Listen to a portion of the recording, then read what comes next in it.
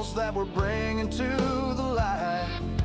From maps to mods to the rigs we drive, we're talking to the folks who keep this farm life alive. It's Farm Sim Talk with BDD. Come pull up a chair and ride along with me. Stories from the makers, the builders of the scene. Farm Sim Talk, where we live the farming dream.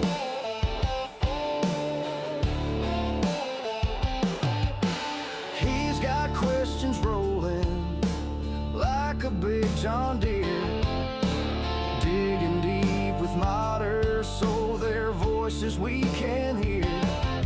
From giants of the code to the artists painting skies, he's shining up their stories like a brand new combine. It's Farm Sim Talk with BDD. Come pull up a chair and ride along with me. Stories from the makers, the builders of the scene. Farm Sim Talk, where we live the farming dream.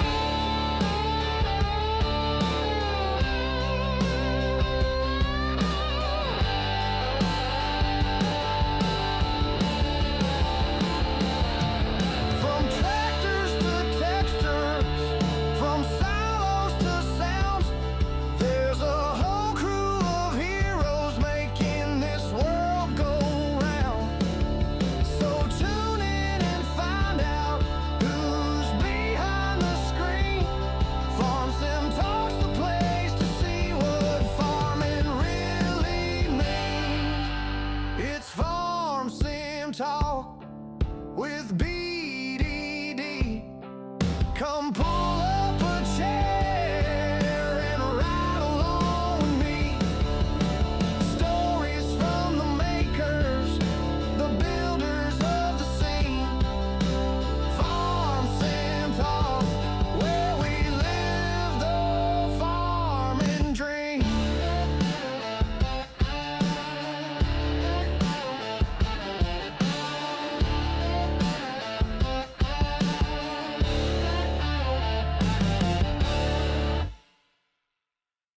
How's it going, everybody? Welcome to the channel. This is Big Day Dave, and this is Farm Sim Talk, a show where we get to talk to fellow creators within the Farm Sim community.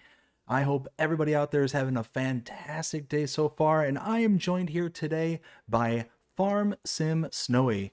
Snowy, how are you doing today? Hello, everybody. I'm doing well, thank you very much. Excellent, excellent. So I see several people out there already. Want to thank everybody out there who's joined us here today. I see Jody, Farmer Willie B, Daniel Craig. We got Farmer King George. Who else we got out there? I'm seeing a whole bunch of you. Why Not Gaming? Thank you all so very much for coming out here and hanging out with us today. Let's see. So let's go ahead and get the show started. So, Farm Sim Snowy, do you want to give us kind of a heads up of where we can find you? You can find me on YouTube, Facebook, and Discord. And I also have a second channel called Snowy's Gaming World, which you can find on YouTube as well. Excellent. We've got some of those linked down in the description below, so go ahead and check out Snowy over on his channels. Do you want to give any shout outs before we get going? Oh, there's loads of people. I won't go into too much detail. Obviously, my family, my wife, for putting up with me disappearing for hours on end, especially late nights, doing videos and live streams and whatnot. All my subscribers, past and present, all my members, past and present as well. Thank you so much for that, guys. Big shout out to Farmer Willie B. I know he's in here, but me and Willie B have been friends for quite a while now. We've grown a little bit closer over the last year or so. So we're in regular contact with each other. So I want to give Willie B a shout out. Rusty Money as well. We've become good friends as well, Rusty. And anyone else who ever has crossed my path through YouTube, yourself included, Dave. Because Awesome. it's such a great community. Absolutely. Couldn't agree with you more. So, do you want to kind of give us a little brief introduction of who you are and what it is you do here in the Farm Sim community? Yeah, well, obviously I'm Farm Sim Snowy, Snowy for short, if you like. And I've been doing content since I think it was about November 2020, so almost 5 years. Hopefully producing good content for people. I always try to add a bit of humor into my videos as well, because that's just the kind of person I am. Bit of a joker, a bit silly sometimes. Yeah, and I try to, or I've been to the community meetups. We've had 2 so far, and I've been to both. So I try to get myself out there. Couldn't afford to go to FarmCon yet, but I will hopefully get out there and meet some more people. But yeah, I think that's it. Excellent, excellent. So before we get into the show here, this I wanted to kind of put this out there. This is something that I've been trying to set up with Snowy for almost a year now. We have been circling the wagons trying to get this meetup for I think it's since January, if I remember correct. Snowy, keep me honest here. It was. I checked my messages the other day when we were first going to do the show the other week. I checked my messages to show my wife. I said, Dave reached out to me in January, look, to ask me about this, and it's always just been either way, isn't it? But we're here. We made it. We Big finally celebration. made it.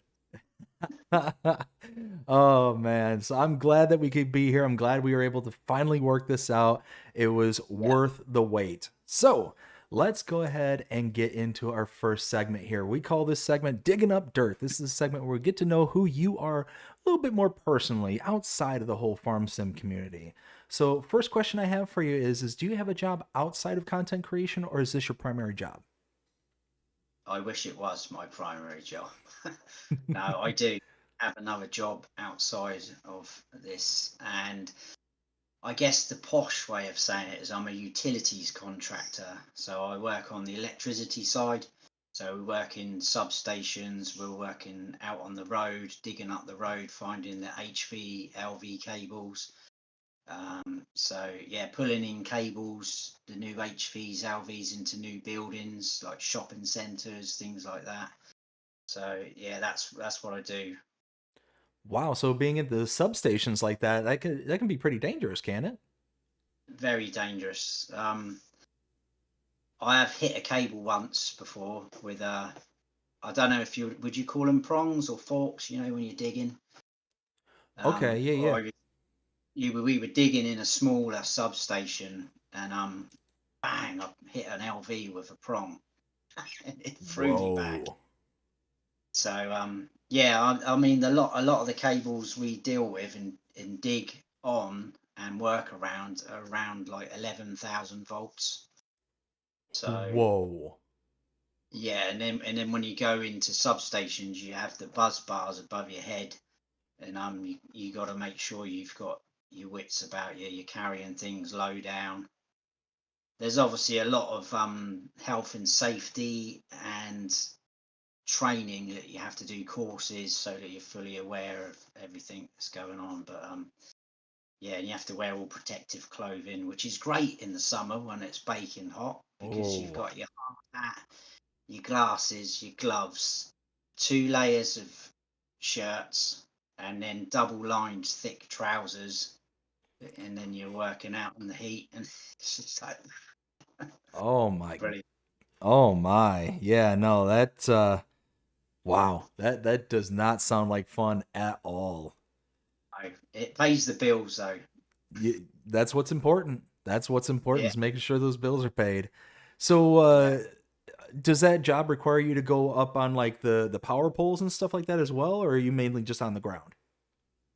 No, we're mainly just on the ground. that's like specialist work. They call them linesmen, so they go up the poles and do the overheads. Yeah, I've seen that done as well, right above my head, because they have to, a lot of the cables when they do that, they have to work on them live. So we were Oh, working away. Yeah, we were working away down the bottom, and I just heard this big crack like a thunder, and I looked up, and it was just, yeah. They were safe. They had to do it, and that's, yeah, no, not, definitely not for me, that. no, no, no, no. I mean, I don't have any problems with like heights or anything like that, but just Yeah, you combine heights and, electricity. Like yeah, I don't know enough about electricity besides, stay away from anything higher than 110, over here in the States. I don't know how it is over on your neck of the woods there, but we deal with the 110s and 220s are the main kind of household voltages that we deal with here. And yeah, I'll mess with a 110. It might give me a little poke or something, but not a big yeah, deal. But yeah, anything like 220, it's like, nope, call the electrician. yeah, exactly. Yeah, better be safe. Exactly, exactly. So tell me, what kind of hobbies do you have? Do you like to go hiking, fishing? Do you enjoy any sports? Yeah, I love my football, or soccer as you'd call it.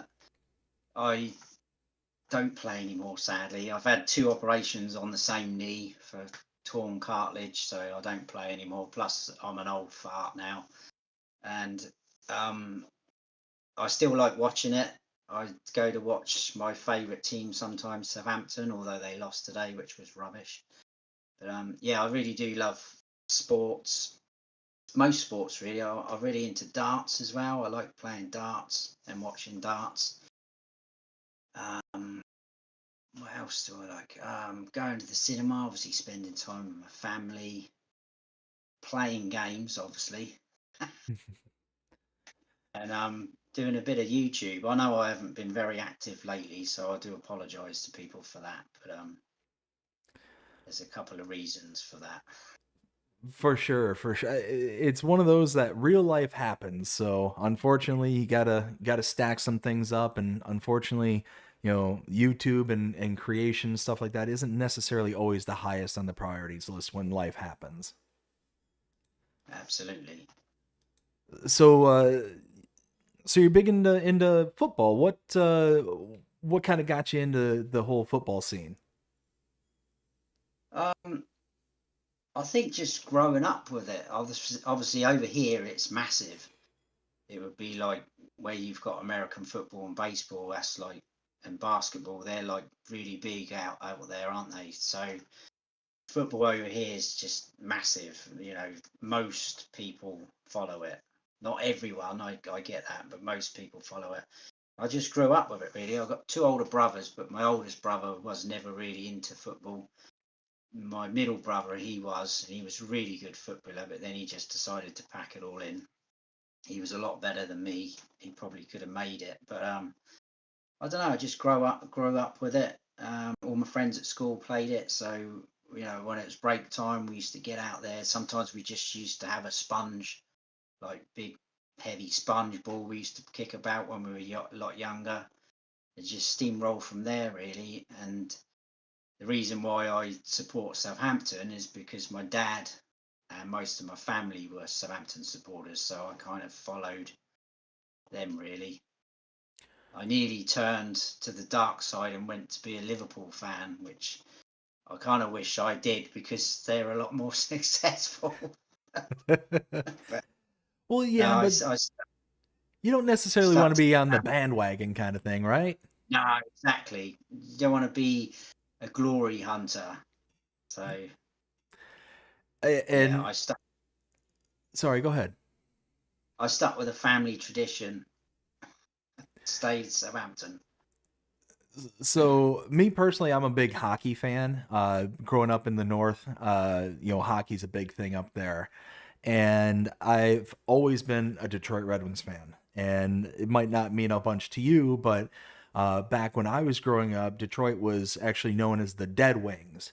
So it was one of those where it was the longest time before anything started happening. And then in the mid 90s is when they started to actually make things happen. So spending, several of my, years growing up and becoming a fan when they were bad, when all of a sudden they started doing something and then they won the championships, it was just a whole new level. I remember just running around the house, just hooting and hollering. It's like, they won, they won. So who knows? One of these years might be the same for you. Well, maybe, I'm not sure. We made it to a couple of finals before, but always come short. But yeah, who knows? Well, like I said, those victories when you go through so many defeats just makes it so much more worth it. Yeah, absolutely. Yeah. So do you like to read? Um, I do like to read, but I don't read a lot. I don't read as often as I would like to, really, I guess is the best way to say it. I But gotcha. I have read really good books in my time. What would you say is some of your favorite books that you read? Um, a book that always sticks in my mind, and I'd love to read it again, is by an author called Richard Lehman. I think he's a horror, kind of like a horror writer, and it was called Savage, and it was a little bit, it was based around Jack the Ripper. Oh. Um, so it was a little bit based around that and things going on, and there's like a young boy that's not befriended him, but kind of like was involved in and around him, and it was a really good book. I can't remember everything about it, but I do remember being an amazing book, and I thought, wow, that was a really good book. So I, I think I need to try and find that again somewhere. I gotcha. Yeah, it's one of those that it's amazing how you can read something, really enjoy it, put it down, and then come back to it years later and just re-pick it up all over again. And you don't remember all those like details that you had from back when you originally read it. And you might even come back and find even more details that you just completely breeze through. I love doing that. I love coming back, especially like movies and stuff like that as well. You just kind of catch things that you didn't see before. That's true. Yeah, definitely. What about you? Are you into movies and television? Yeah, I do like watching TVs, movies, and that. Um, I say Netflix, but we keep paying for Netflix every month, and I can't even remember the last time we watched something on Netflix. Obviously, since we've had the little guy, it's been a lot harder to watch anything. And then when my wife went back to work in January, because she was off for a year maternity leave, it kind of just by the time she gets home from work at 10 p.m. at night, we're both just like, and there's no chance. She only gets 2 nights a week off as well, so it's not, it doesn't really happen at the moment. But yeah, I do love watching films, TV, and things like that. I like getting really into a good series as well, but that's been hard trying to do that. What would you say is your favorite movie that you've seen? Ah, I knew you were going to ask that. I've got quite a few, but I think really loved The Shawshank Redemption. Oh, good movie. That's a great film. The Green Mile, that's a Hmm. great film.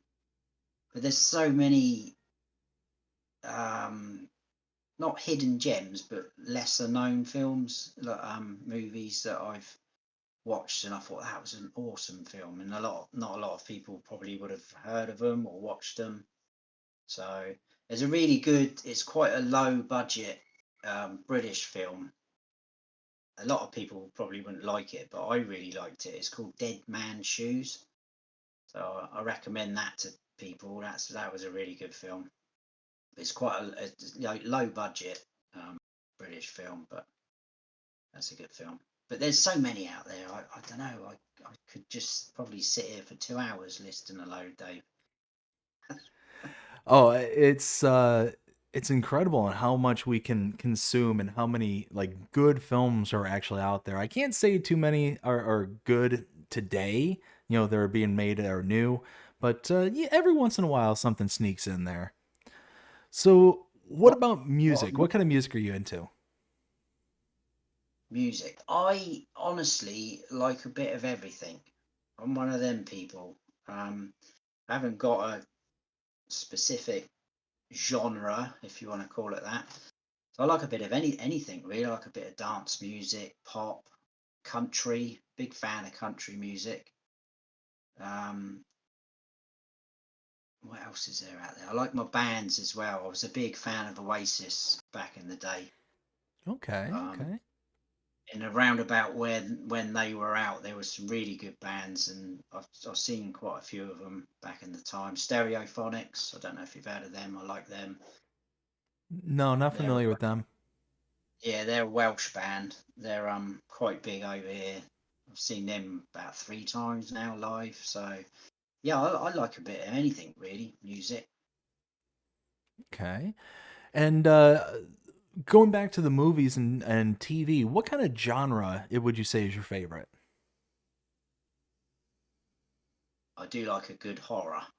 Oh, good man. I love me some horror movies. What's your favorite horror movie? Oh dear, that's that's a good question actually. I might have to come back to you on that one because I need to think about that. I've seen some awful horror films as well. I think a lot of the newer horror films they don't really do it that much for me because I want something that's going to make me jump and like, oh my god, where did that come from? But yeah, a lot of the more modern horrors are not didn't really do it for me personally. But then I think if you go back too far, some of the special effects on the older ones are a little bit Mm-hmm. old. But yeah, oh dear, best horror film. I'm going to think of that. I will come back to you on that. So one of my favorites, it's like the entire arc and series is the Conjuring series. Um, Oh yeah, there's such a great series, and it was actually was it the second Conjuring? I think it was the second one, where I at the time I was getting my wife into watching a bunch of horror movies, and she wasn't a big fan. Back in those days, she really like she was one of those, okay, I'll watch it, but you're staying up with me late at night and you're going to bed. I'm going to bed first and you're laying next to me in the bed and like you're keeping me safe kind of thing. It's like, okay, okay, calm down. But there was one of the Conjurings, I think it was the second one, where I actually said, okay, you cannot watch this. It's one of those you just cannot watch. And she's like, well, why? And it's like, trust me. Like, and at the time we were going through IVF and all this stuff. And for those who haven't seen it, spoiler alert, there's a scene where the woman kind of gets who's being haunted gets tricked, and she thinks she's holding something that she's not, and she throws it, and it turns out it's the baby, and she throws the baby onto the floor and hurts it. And it was that scene specifically because we were going through IVF, so she was all very in her own head about how things were going. So it's like you just cannot watch it. It's gonna mess you up too badly. So I spared her from that one. Eventually she did watch it, but it was long after our kids were born and all that stuff. But it was a great series, and she loves it. It's just she just can't do it by herself kind of thing. So she always has me take the initiative. there's a new one of those coming out, isn't there? I'm sure I saw it advertised on the side of a bus the I other day. I think you're right. I think there is a new one. I don't know if it's the Conjuring like the series or if it's like the whole arc that they have because there's like the Nun and then there's Annabelle And and yeah, there's yeah, like the whole like universe that they developed. I've seen a few of them, and I have seen the second one because you saying that did remind me, but it was a while ago that I saw it, so I've forgotten about that one. Oh, and it was one of those where I told her it's like, hey, this is where that part's coming up. You know, brace yourself. I even like kind of like this is the part where you've got to be very strong about it. And as soon as that happened, she just got up and she walked out of the room. I paused it and it's like she just walked right out and it's like I tried telling you. And you know, she went into the kids' room and she kind of like hovered over them and it's like okay. It's just a movie. Calm down. It's okay. Keep it in context here. So, what would you say is one of the oddest or weirdest movies, television shows, books that you've come across in your time?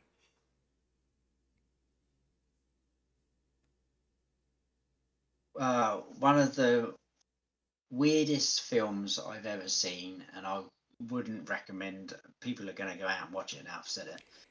I wouldn't recommend watching it because it is awful and it is a bit weird and sick. Is The Human Centipede? I don't know if you've ever seen that. I've That is, heard so many people say that. do not watch it. It's just horrendous. Oh man, yeah, no. That just come to my head straight away when you said that. I mean, there's probably other films that I could name that have been awful, but yeah, I would definitely not watch that again ever. So, what would you do if for some reason content creation wasn't an option for you anymore? You know, let's say you came in one day and your system just completely blew up and you didn't have the means to replace it right away. What would you do in the meantime?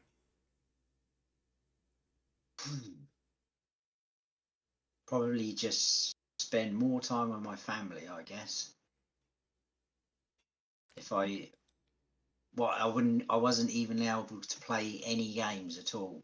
It was just Just gone. because, yeah, yeah, I would spend more time with my family without a doubt.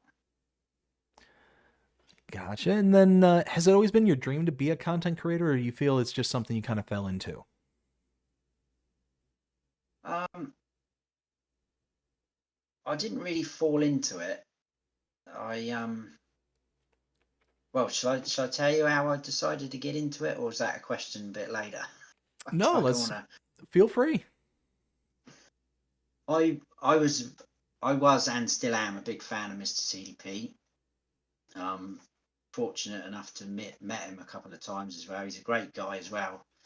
I was watching one of his videos one day, and I'd watched quite a lot of his videos before this finally dropped in this tiny brain. And it wasn't till it got right to the end of his video and it done the Share Factory logo, which might not mean anything to you, Dave, but is to do with PlayStation. Mm-hmm. Sat there and I thought, has he done that through his PlayStation? And I'd had PlayStation for ages, and I did not know you could record on it. I really didn't. And I thought, has he done that through his PlayStation? So I straight away started Googling, finding out, yeah, you can record, you just hit this button, record it. And I thought, why can I not do that then? Surely I can do that. All I've got to do is press a button. Might not have to talk straight away, but I will do eventually. And I just gave it a go. I just hit record one day, got everything. I researched everything though. I went mad to make sure I was trying to get things right and do things right. So I was watching YouTube videos on how to record, how to make YouTube videos, how to create thumbnails, all things like that. So I did all of that first before I recorded. So I was kind of prepared. And then, yeah, I just hit record one day. I think my first ever video was a map tour I did. It went on for nearly an hour though. So, because obviously I was just a novice then. And yeah, I just hit record one day and just thought, get it out there. I've seen quite a few people that said just don't worry about your first video, just get it out there. Whether it's bad, most people's first videos, first 5, 10 videos are pretty awful, but you just got to do it, get it out there, and over time you'll just become better as you do it, more confident. So Oh, yeah, that's how I started. I couldn't agree with you more. To this day, I still have all my original content out there, and similar to you, I started on my Xbox.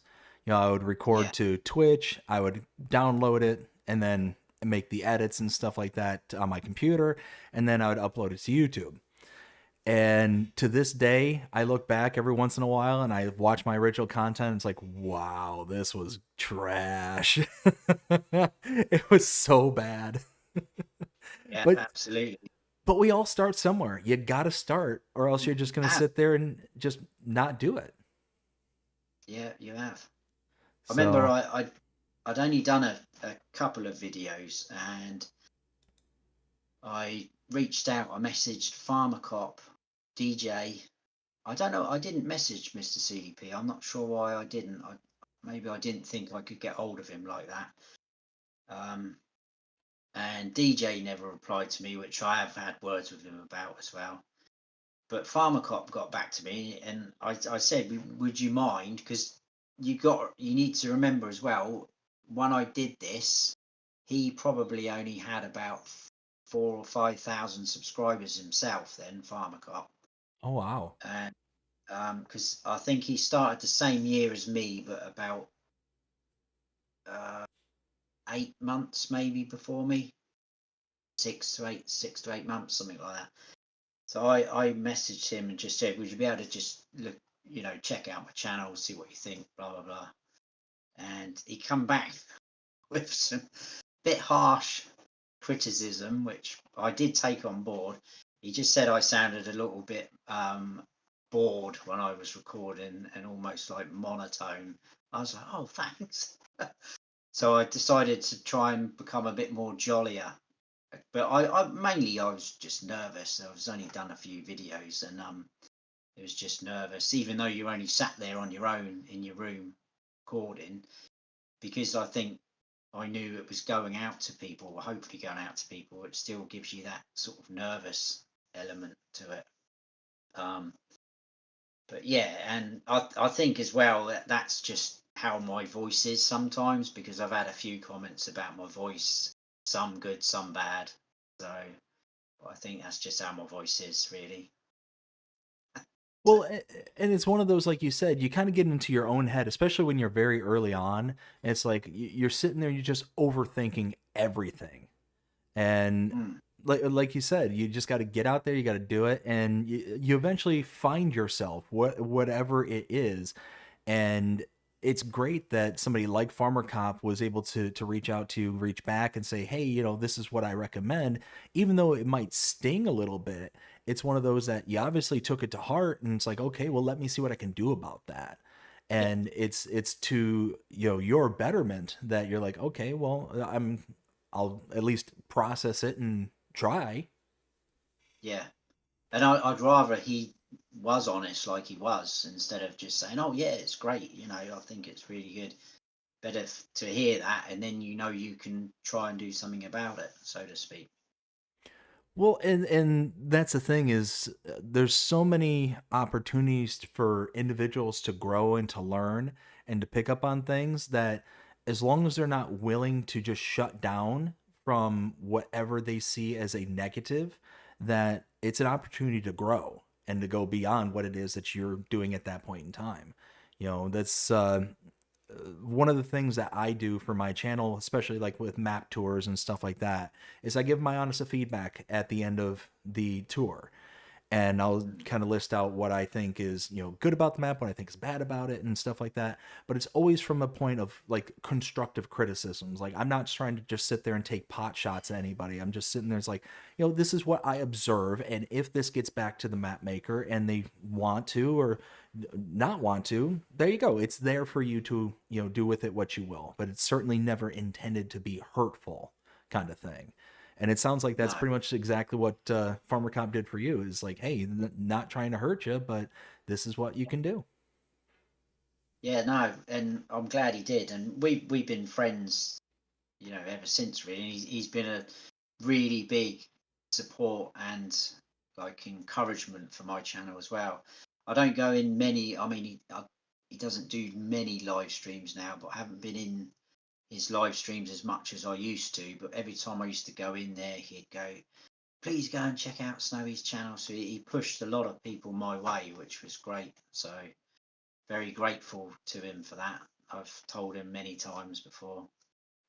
And Gave him a hug when I first met him. that's awesome. And it's one of those I've had interactions with Farmer Cop. I've had interactions with Mr. Sealy P, and you're right, both of them are fantastic individuals. One of those I couldn't speak any more highly of either one of them. Um, yeah, Yeah, it's incredible the individuals that we have here in the community, and whether big or small, it doesn't matter. It just seems like everybody has that kind of level headedness yeah, that it doesn't exist in a lot of other places. yeah, absolutely. Because you could kind of look at each other and say, well, that's my competition over there. I shouldn't really, I don't need to speak to him. Why do I want to talk to him? But I don't get that impression about anyone. I haven't done anyone who I've come across. All the guys that were there, there's a lot of big YouTubers at these llama meetups we did last year and this year. None of them are big headed. They're all, feet on the firmly on the floor. They give you advice. I was talking to Virtual Farmer about a few things as well, and he was very helpful as well. But yeah, really, really nice people. It's very often that we hear people say like, "Hey, don't meet your idols, don't meet your people that you look up to," because they oftentimes tend to disappoint. But it's really seems like within this space in particular that that's not necessarily the case. Like I would feel with pretty high confidence that if I were to meet Mr. Sealy P in real life, or if I'd meet Farmer Cop or DJ Goham, whomever it be, they would all just be regular dudes kind of thing. Yeah, yeah, And they are. it's one of the best things I can say about this community. I cannot speak highly enough of it. I know that in the interview I did yesterday with the Tennessee farmer, we made the same points as we were doing right now, is just how amazing the community is. Not just within the creation space of things, but within just the viewers, the watchers, everybody out there, just everybody who's connected to this. There's something about this space that just brings good people together. Yeah, I totally agree with that. Yeah, So you've mentioned that you've got the wife and kids at home. You yeah. mentioned that you work outside of the farm sim content creation. So how is it that you come up with that balance between the home life, the work life, and the farm sim life? Well, it's become a lot harder. Certainly this year, like I said, when my wife went back to work, and when she did go back to work, and she was only doing a few hours here and there, then she started getting settled, and she had a proper rota then, so we know when her days are and she's working, and the days off she's not working. That makes sense. Yeah, that makes sense. Um, so I was kind of trying to suss out how I was going to do it after this, because obviously we're very lucky if when I come home from work, we're very lucky if we get half an hour together as a family before she then has to go off to work. She doesn't drive, so I have to drop her off at work. Then I come home, and then I'm playing with the little man. We do dinner and things like that, and then she comes home from work. And I tried to do a little bit then.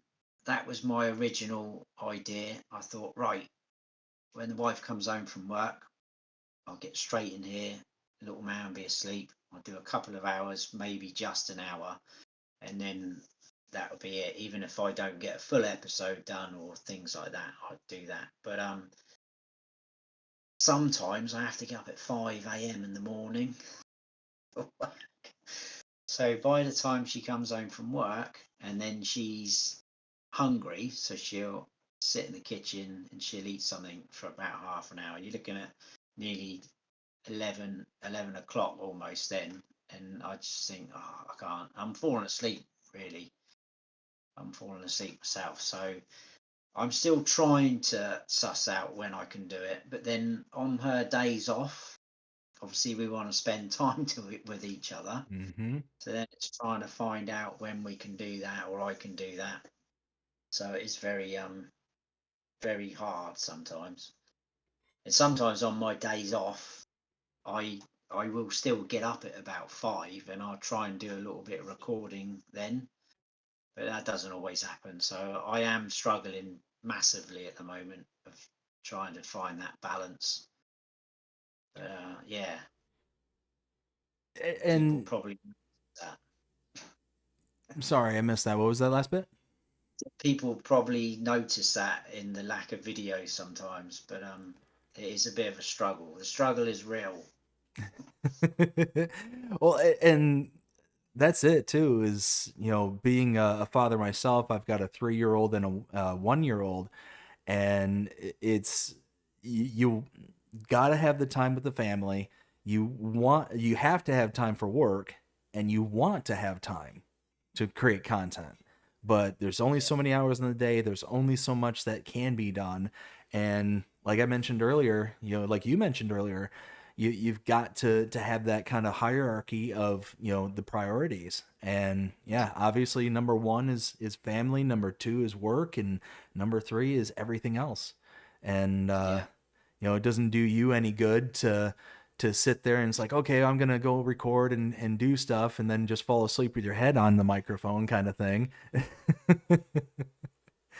So, I've done that playing the game.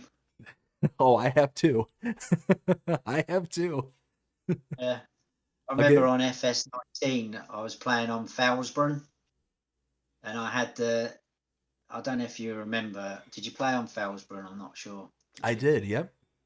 Yeah, down by near the store where the shop was, there was quite a big lake, little pond thing, and I owned the field next to it, and I was cultivating the field, and I must have nodded off, and I just heard this massive splash. It woke me up. I woke up like that. The tractor, the cultivator's in the bottom of this pond.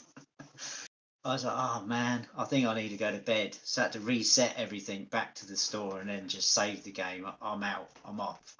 Oh no. See, what's funny is I can't tell you the number of times I've done that because in order for me to create content, I'm up until 1, 2, 3 o'clock in the morning, pretty much every night.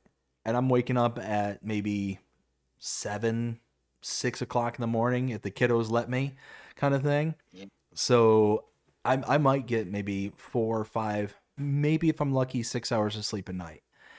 And I'll be sitting there just, in the middle of recording an episode or doing like a map tour or something. I'll be editing, whatever the case may be, and all of a sudden, just boom, I'm out. Just like almost like narcolepsy. Is it narcolepsy?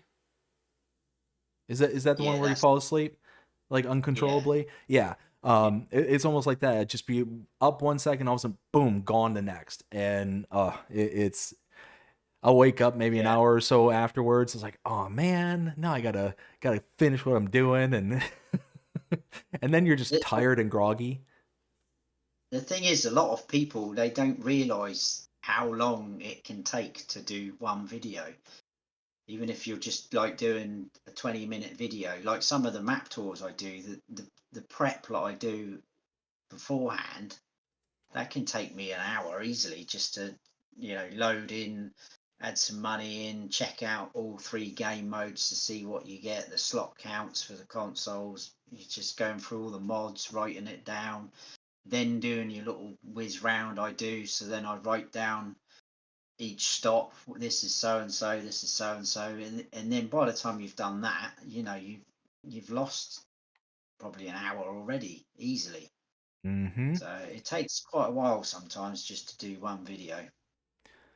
Oh, absolutely. And then on top of it now, like with Giants, they're pushing out. I think for the past week or two, I think it's been past 2 weeks. It's like 1, 2, 3 maps a day. It's been nuts here lately. I don't know if you've been able to keep up with it, but it's been tough. I've seen them, but well, as people can see, I haven't been able to keep up at all. And I Yeah. don't, I just, I kind of feel sometimes that, oh, that map's been and gone now. I shouldn't bother doing a map tour on it, but it's, yeah, it's been really tough so far this year trying to do things. Well, and being a new father, like I said, I can't blame you whatsoever. I remember when my eldest was born, and just trying to get into that rhythm of, okay, well, how are we going to get into, we start here, we end here, and so on and so forth. It's tough. It's really hard. Like, a lot of people, like, if you're not a parent, you have no understanding whatsoever of, your time is no longer your time, it's the little one's time. Yeah, absolutely. And like I say, by the time it gets to that point in the evening where I originally hoped I would be able to do some recording, I'm just 100%. 100%. So tired by especially because you're working full time, you're driving the missus around, getting her to her job, and then you're playing with the kiddo. And as they're getting older, they're wanting to be more active, running around and getting into more stuff. If you don't have absolutely. your home all prepped up, ready to go to keep them out of the things they're not supposed to be in, that's a full-time job all by itself. Yeah, definitely So, challenging. do you like to travel?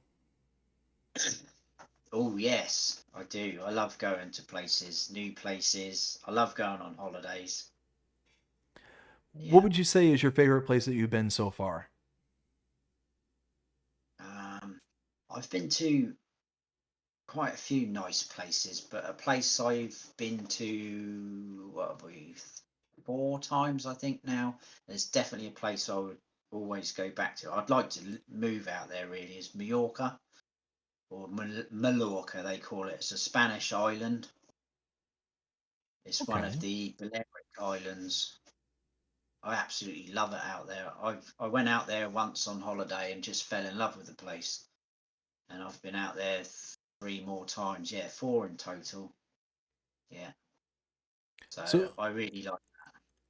is it like just kind of a beach kind of theme, or what like, kind of Yeah, lay it out for us here?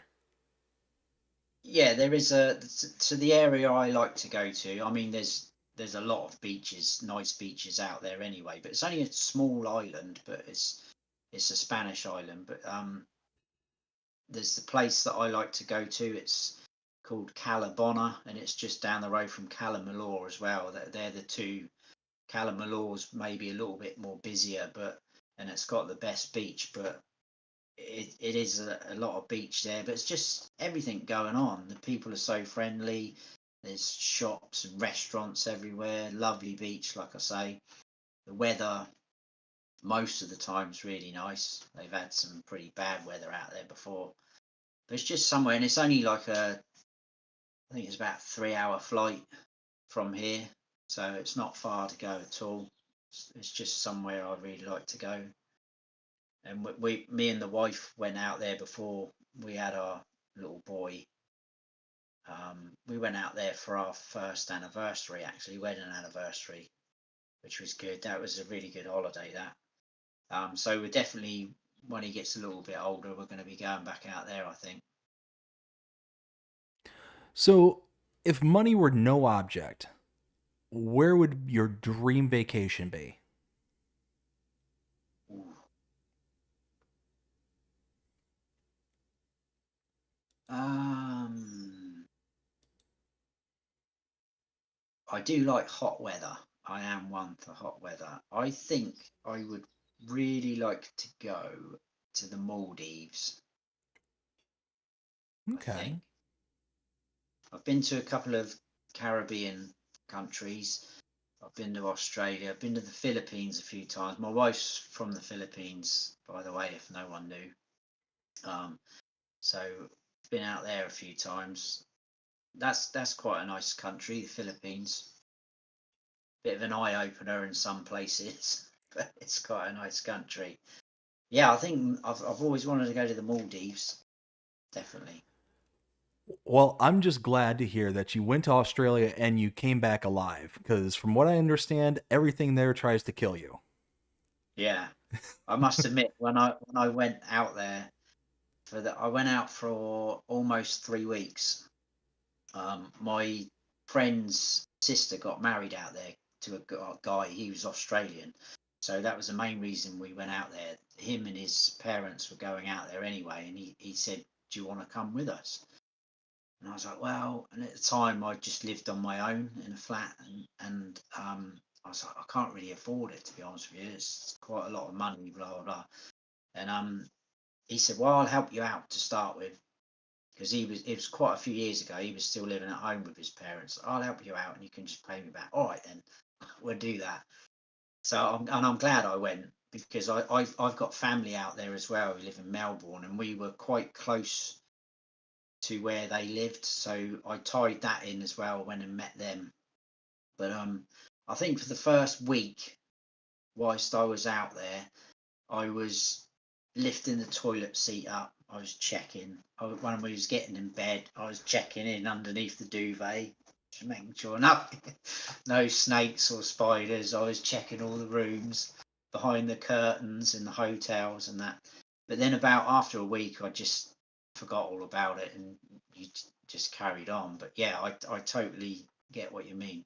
I didn't see any out there though, really bad. I didn't see any big spiders or snakes or anything like that.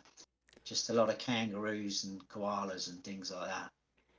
It's From what I pretty. understand, those kangaroos, they can get pretty Oh, feisty. oh yeah. Watched a couple of them fighting each other. That was quite funny. I guess Yeah, that. so I don't know about you, but I tend to go onto YouTube and just, if I've got like a few minutes or something, I'll catch a video or I'll watch a short or whatever the case may be. And I guess there's a big problem like for pet owners out there. If you got like a dog or something and they get loose and a kangaroo gets a hold of them, like they're vicious to them. Like they'll like drag them into a body of water and try and drown them and stuff. Like it's pretty wild. Yeah. I think there's that famous video of, somebody whose dog is being attacked by a kangaroo. He comes up and he gets like ready to box it and he bops it on the nose. I've not seen that. I'll have to Oh, try.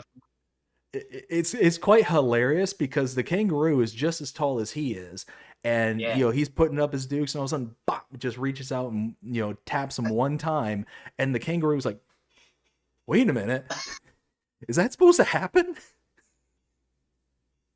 Yeah. I'll Oh, have to.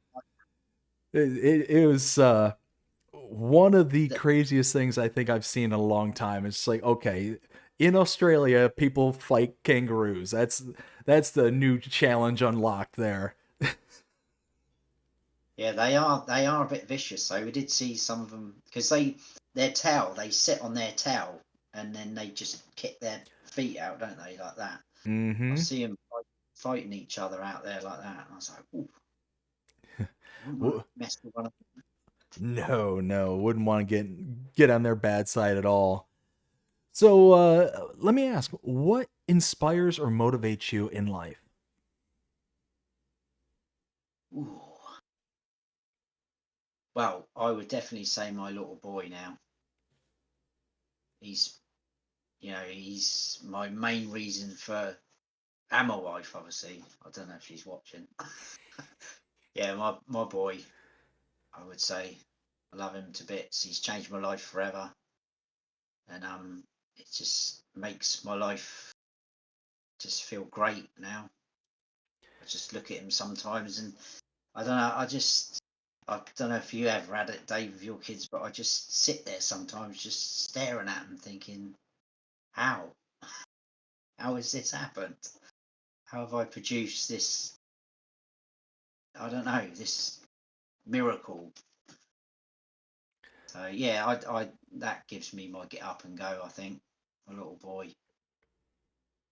It's amazing on how, like, before I was a father, there was not much that kind of motivated me. Like, there were things that I'm like, okay, I've got to go do this, I got to go do that. But it was not like a kind of I was more going through the routines. When I Yeah. had my first daughter, it was like all of a sudden just boom, something awoke inside of me. And I'm like, wow, okay, I cannot mess up. I've now got something that's depending on me wholly and solely, and I've got to make sure that I'm on top of everything.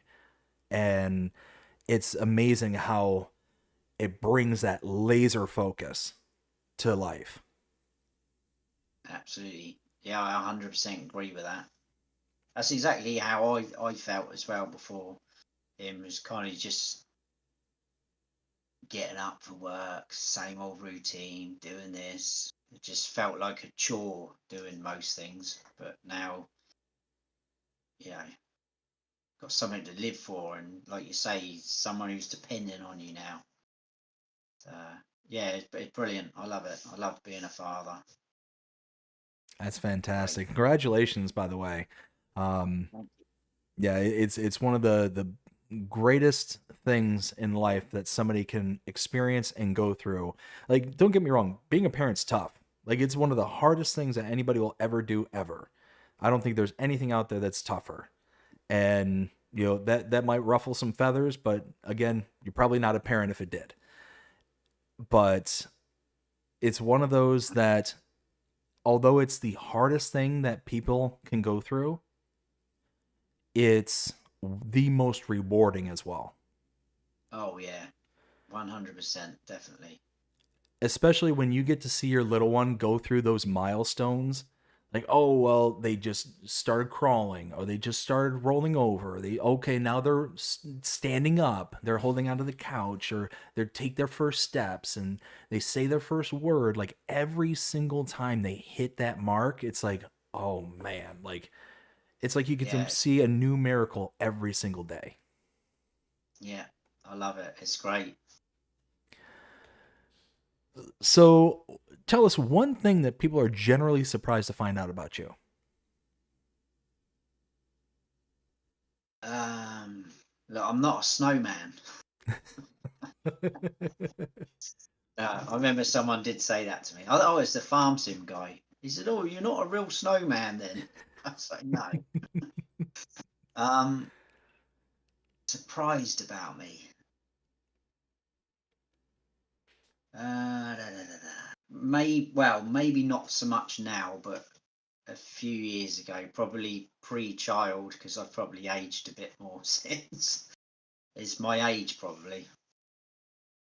A lot of people couldn't believe that I was as old as I am.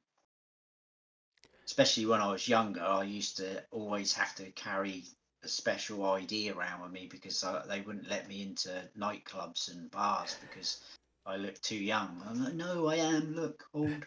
Look at this. Had the baby face Yeah, going? yeah. Not so much now, though. I don't think.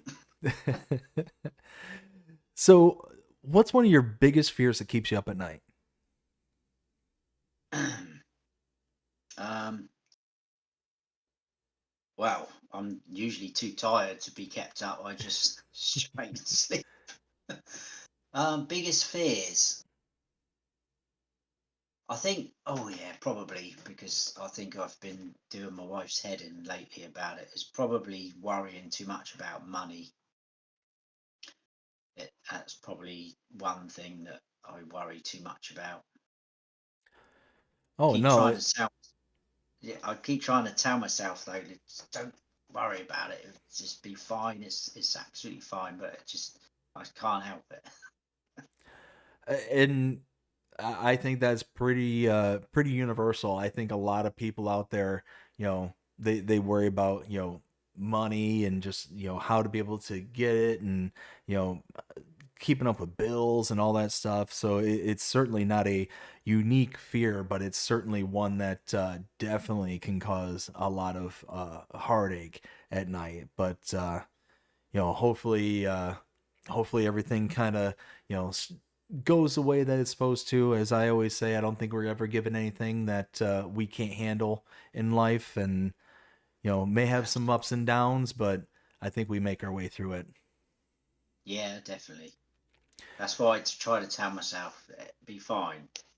I mean, it's not like we've got money troubles, but it's just because everything's going up, bills and things like that. But yeah, be fine. Oh yeah, yeah, and that's the hardest part is just telling yourself that it's going to be Yeah, fine. yeah. So, do you own any pets? We don't at the moment, but we are considering getting a dog at some point. Probably gonna wait for the little man to be a little bit older. Plus, where Any? we live, not really ideal for it. We're in a flat at the moment, or an apartment, you'd probably call them. So, but obviously, as I said to you before, when we were messaging each other, we're trying to sell this place, which we still haven't sold at the moment. So, we're in the process of trying to get some new estate agents on board, try and push it through and move. Well, I wish you good luck with that. Do you have any thoughts as to the kind of dog that you would get, or? Um, Not really. I haven't really given it enough thought like that, but probably not a really big dog, I don't think. Just probably a bit of a smaller one. I think my wife would probably have most of the say in it. Gotcha. But there's a children's program over here called Waffle, the Wonder Dog. I think it's called the Wonder Dog, but it's a real life dog in the program, and that breed of dog's quite cool. I think that would be pretty good. I'm not sure what breed it is myself, but that looks like a nice dog. It doesn't look too big either, so but Okay. I bet it would be expensive. That is definitely the one thing about owning pets is they can get a bit pricey. So, do you tend to consume a lot of content, either inside or outside the sphere of farm sim? I do. I try to watch as much as I can, but again, that's been really hard because when I had a little bit more time on my hands, when my wife was on maternity leave, it was a lot easier recording and watching videos. Um, but like I say, it's been a lot tougher now. So at night when we'd be in bed, she normally falls asleep quite quick, quite early. That's when I'd probably put someone on and watch some content. But I've lost my way with that as well as there's a guy in my Discord. I don't know if he's watching now. Farmer T. I started watching a couple of his series, and I mean, fair play to him. He's been pumping the episodes out, but I just couldn't keep up with them. And I'm trying to watch some of Farmer Willie B's stuff. Rusty's I tend to watch now and then um, as well. I used to watch a lot of Mr. CDP, but I've kind of found myself like I haven't watched a lot of his lately. I don't know why. I can't. I guess you kind of just flip between so many people to choose from, so many great content creators out there, and there's people out there as well that I know I haven't discovered and seen, and they're doing a great job out there. So there's so much choice, isn't there? It's where do you look? Absolutely. And so you mentioned Mr. CLP, you mentioned Farmer Cop, and several others earlier. Do you have a favorite creator within the farm sim space? That's a tough question, that, because there is, like I just said, there's so many great people out there, and there's some really smaller channels out there that I think do an amazing job, and they deserve to have more subscribers than they've got, but it's just so hard on YouTube. But obviously, yeah, I was a big fan of Mr. CDP. I do like watching Farmer Cop sometimes. Rusty, always entertaining with Rusty. Farmer Willie B, like I mentioned. But like I say, there's so many people, yourself as well, obviously. But I do watch people, and I don't always comment. I know I should do because so they know that I've watched, but I do watch people, and then sometimes I forget to leave a comment. So I've started trying to do that again now, so that people know that I've watched, because it's nice. I always like it when I get comments on my videos, so I'm trying to do that back. But I think it's if I'm watching at night and then I get a little bit sleepy, I'm just like get to the end of the video and then you just kind of turn it off and then you forget to leave a comment. Um, but yeah, I don't know. That's a tough question because, like I say, there's some awesome people out there, and I have found myself, because I keep finding new people, that I go from someone and then to another person, and then I come back and then I go off somewhere else. So I used to watch. Yeah, I used to watch a lot of Farm Sim Guy as well, but I don't so much now. But I know I would go back there, and I've enjoyed watching a lot of smaller YouTubers actually more recently than I have any of the big ones, showing the love to the smaller guys. So, But yeah, that's not really answered your question. you know what? I'll take it. I'll 100% take it. So, if you can meet any three people, whether past or present, who would they be and why? Ooh, three people, past and present.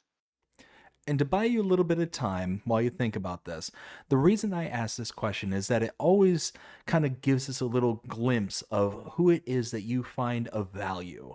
You know, whether they are like famous a famous artist or a movie star or a grandparent that you never got to spend a lot of time with, whatever the kid, like it kind of gives us a kind of glimpse into the window of who you deem of value.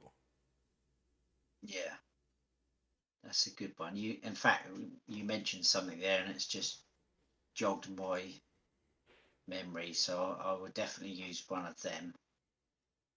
Um, I think I'd love to meet Robert De Niro. He's one of my favourite actors. I'd love to meet him. I really like his films. Um, because you mentioned it, I would say one of my grandparents, my grandfather, because I was only 5 years old when he died, so I don't really have any memory of him. So I'd like to have met him properly, talked to him. Who's apparently was a really, really nice guy, but he died quite young. So I was, like I say, only 5 years old when he died. So that was pretty, well, I obviously didn't remember at the time, but pretty upsetting for everyone. And the third one, who would that be? I would probably say Winston Churchill, I gotcha. because he seemed like a great man to me, what I've read and known about him from history lessons and things like that. Oh, I absolutely. think I mean, he's responsible for helping get, the world through some of the toughest times that it's ever gone through. I think that would be three, the three there. And can you tell us what was your first paying job? My first paying job. That would have been a paper round that I had when I was about 14 years old, I think. Gotcha, gotcha. So you started pretty young there. Yeah, I think I was 14 when I had my first paper round, and I had a few right up to about 16 years old. And then I left school, and I don't know how it worked in America, but I always over here, I think it's probably changed now, but over here they kind of, when you're in your last year at school, I guess it would be high school over there. You kind of had to try and choose what you wanted to be when you left school, and I just felt like, wow, this is, I don't know what I want to do. This is a bit on the spot kind of thing. And I'm trying to think what I wanted to do, and all they gave you was this book, and it had a list of all different jobs and things like that. So I was skipping through it one day, and I thought, I like woodwork. I've always liked woodwork. I always loved it at school. Maybe I could do something in woodwork. Flicking through this book one day, and I come across shop fitting, not shoplifting, shop fitting, and I thought, what's that? That sounds interesting. So I read a bit more about it, and I thought, yeah, I want to do that. I want to do that. So that's what I did when I left school. I qualified as a bench joiner, um, and I did that for about 5 years. Kind of just fell out of love with it, really, and I've never really been back since to it. Uh, I was only young. I was probably about 22, I think. I just quit one day. I was still living at home with my parents, and I just had enough one day, and I just quit. Handed in my notice, given 2 weeks' notice, I think, and then quit. I didn't even have another job to go to. I just had enough, and yeah, and I just quit that. I've been back once actually. I'll tell a lie. For about a year, I went and worked for a company that made bedroom and office furniture. I went there as a bench joiner, and I worked for them for about a year, but that was it. I haven't really been back, and then I kind of fell into what I'm doing now, and I've been doing that for about 18 years now, I think. So quite a while. Wow. Mm. All right. Oh, and last question I have for you. You mentioned Robert De Niro being one of your favorite actors. What's your favorite movie by him or with him? Oh, again, Puffy. Uh, da, da, da. There is a lot actually. I really like The Untouchables. That's a good film where he plays Al Capone, doesn't he? In that, Yeah. um, Yeah. that's a good film because there's two other actors in that as well that I'm big fans of, Sean Connery and Kevin Costner. So I've been a fan of them for quite a while. Probably have to say that, but there's a lot more that he's been in that's really good. Obviously, some of the Godfather films. I haven't seen any of them for a long time either. They're quite long films, aren't they? You need to Oh be yeah. in the zone. You need to be in the zone to sit through one of them in one sitting, I think. Oh, Um, absolutely. And he's been in so many good movies over the years. I mean, oh, there's Casino, Goodfellas, there's um I mean, there's so many. There's so many. Even the one where he was like the split personality. I forget what it was called. Hmm. um, uh, I think it was with Dakota Fanning when she was younger. don't think I've seen that one, but I know the one you're talking about. It's I supposed to can't. be like a psychological thriller where like he basically develops like a split personality almost, and Mm, it's a pretty wild movie. It was really good. yeah. Um, but yeah, there's so many good movies with him in it. But that is the last question I have for this segment. So now we're going to set our sights onto the audience and their questions. So before I do that, I want to give a huge shout out to Dust Bunny. Dust Bunny, thank you so very much for helping out along the way here and gathering up all these questions in the background. Without you, it's so much harder without you. She's an absolute legend, Dust Bunny. she It's really funny in how there's so many people within the community. It's like, oh my goodness, Dust Bunny, she's amazing, and this like, there's so many people that speak so highly of her, and every bit of it's earned. Like every bit of it, she just goes so far above and beyond. And again, it goes back to the whole farm sim community thing that we were talking about earlier, and how just she is just one of those people that will go so beyond, above and beyond. Yeah. She does so much, I think, for the community. What I will say though, have you ever watched one of her live streams? So unfortunately, I haven't. I desperately want to, but oftentimes when she's on there, I'm at work. Well, if you watch one, just prepare to be shocked because she comes across she comes across as a nice, sweet, innocent lady. Watch one. Oh no. She's awesome. She's absolutely awesome. I love Dust Bunny. Oh, that's fantastic. So again, Dust Bunny, thank you so very much for your help tonight. We got one from Farmer Willie B. He says, who got you into Farming Simulator? Well, that would be Mr. Seeley P, I think. Well, actually, tell a lie, that's not really answering that question, is it? How I got into Farming Simulators because I remember one month it came free on PS Plus, so it was one of the free games. It's a game that I've always seen in the stores, and I've picked it up, and I thought, I don't know how far back it would have been, maybe like FS 15, maybe 17, I don't know. I've picked it up in the past and I've looked at it and I thought, just would I like that? I'm not sure I'd like it, and I've always shied away from buying it because I worried that I wouldn't like it.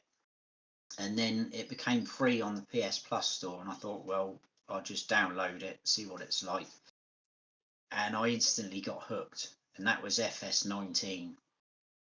And that was around the time that that horrible C virus was going around. So that was the year I started YouTube, so that was 2020. I think it was about March or April, the month that it came out free.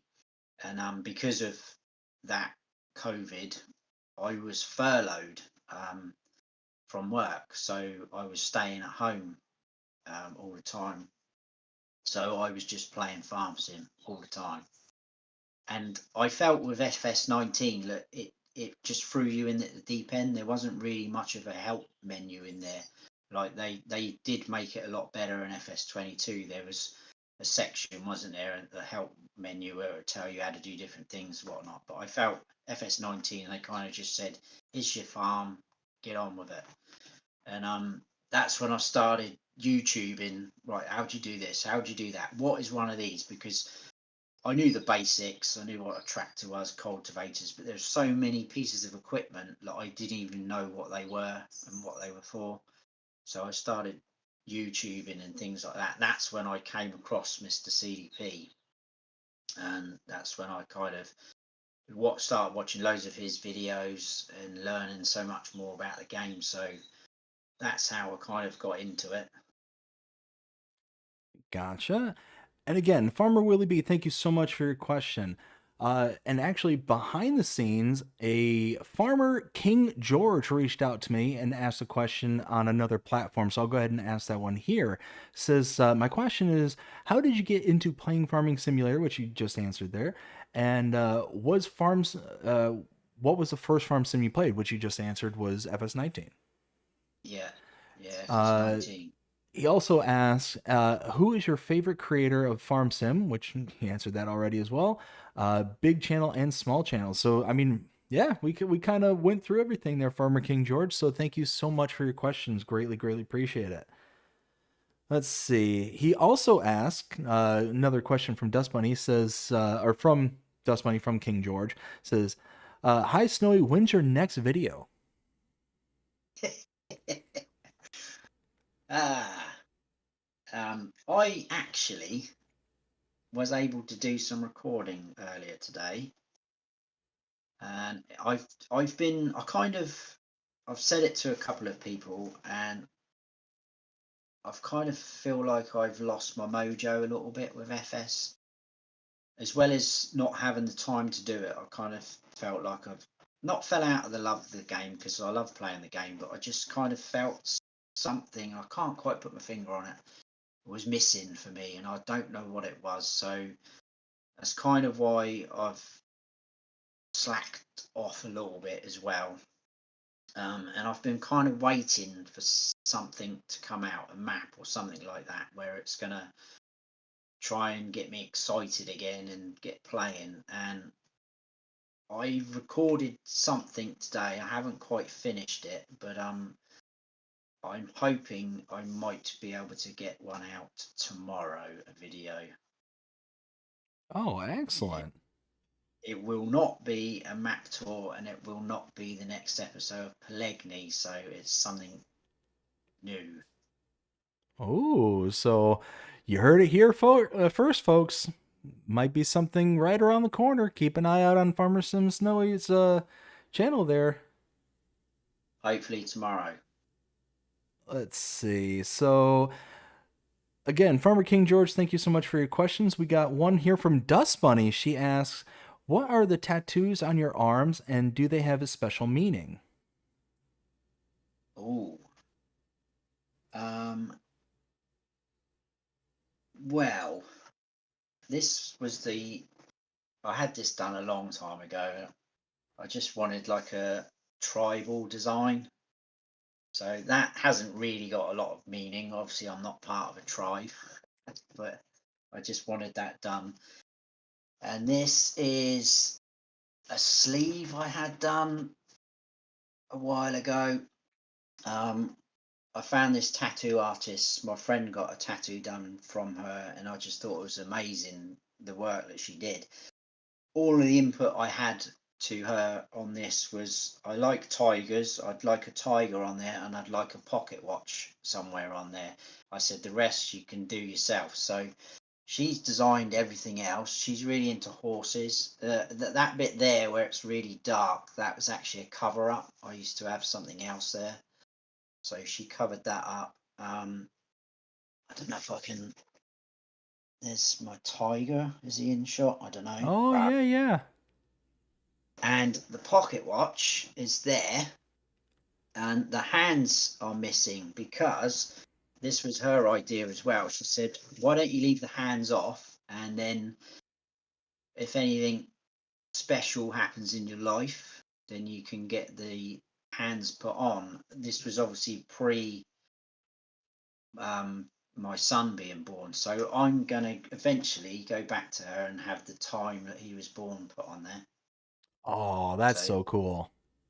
yeah, so that's got special meaning, definitely that one. But apart from that, not really. I do have one on my back as well, but I'm not gonna take my top off. I don't want to scare people away. And she also asks, "Where do you see your channel in 5 to 10 years from now?" Probably dead. Hopefully, that's not the case. Hopefully not. I don't know. I'm not far from 4,000 subscribers, which still blows my mind. I know that's might seem like a low number for some people and compared to some of the big guys, but that is amazing for me. That I didn't even think I was going to get 40 subscribers when I first started, let alone 4,000. So I don't know. Maybe hopefully to get up somewhere around, well, nearly 10. I don't know. I probably won't, but I'm not in it for that. I'm not in it for the money, for the subscribers. I just like doing it, and if I bring a bit of joy and smile on people's faces, then that makes me happy. Excellent, excellent. Again, Dust Bunny, thank you so much for your questions. We got another one here from Farmer Willie B. Says, well, it's not even really a question, just says, "Don't worry about the lack of videos." Ah, thanks, Willie. He's a good guy. And we got another one from Farmer King George. Says, "I'm just setting up a vintage series at Farmer Snowy. Got be into the vintage series and showed me it's possible on console." Awesome. Yeah, Well, there's some. They're starting to get some good older equipment now coming out on FS25, so that's good. I probably will start series 2 of my vintage experience series once I feel there's enough out and there's a suitable map ready. excellent, excellent. Again, Farmer King George, thank you so much for your comment there. We got one from Dust Bunny. Says, "The show star Waffle is portrayed by a red miniature poodle." Oh, there we go. I will make a note of that. I'm going to write that down. And then we got a comment from Farmer T. Farmer T says, "As a smaller channel, you are appreciated, Snowy." Ah, thanks, Farmer T. He's a good guy as well.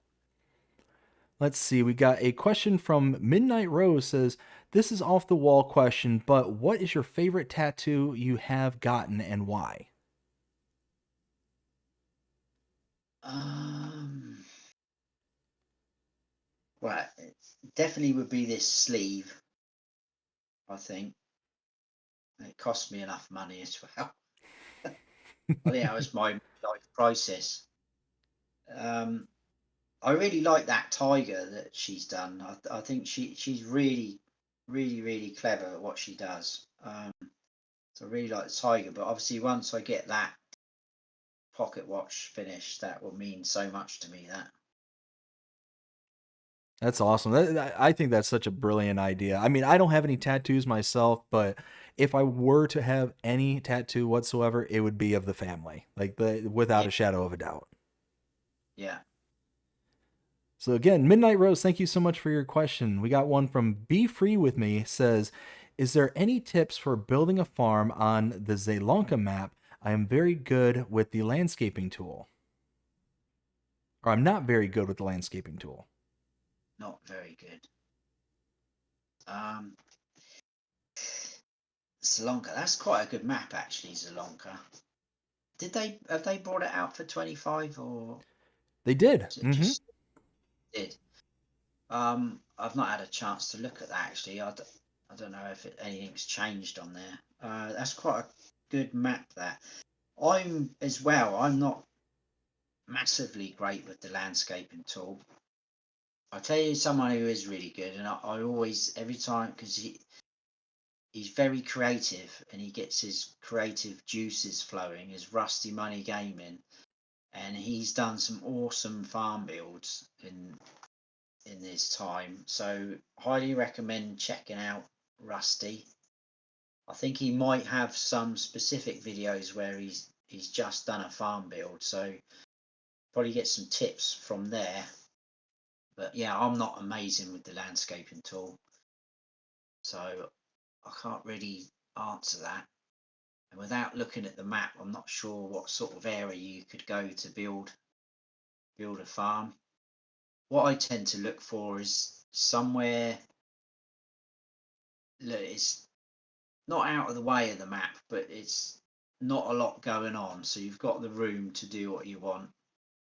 As long as the landscaping isn't already the landscaping that's already there isn't too hilly, then you know you're good to go. But you don't want anything too flat. You've got to have a little bit of character going on in there. But that's normally what I do. So if there's any trees in and around the area, either try and build around them. So it's again you're leaving a little bit of character in there with a few trees, and just go from there.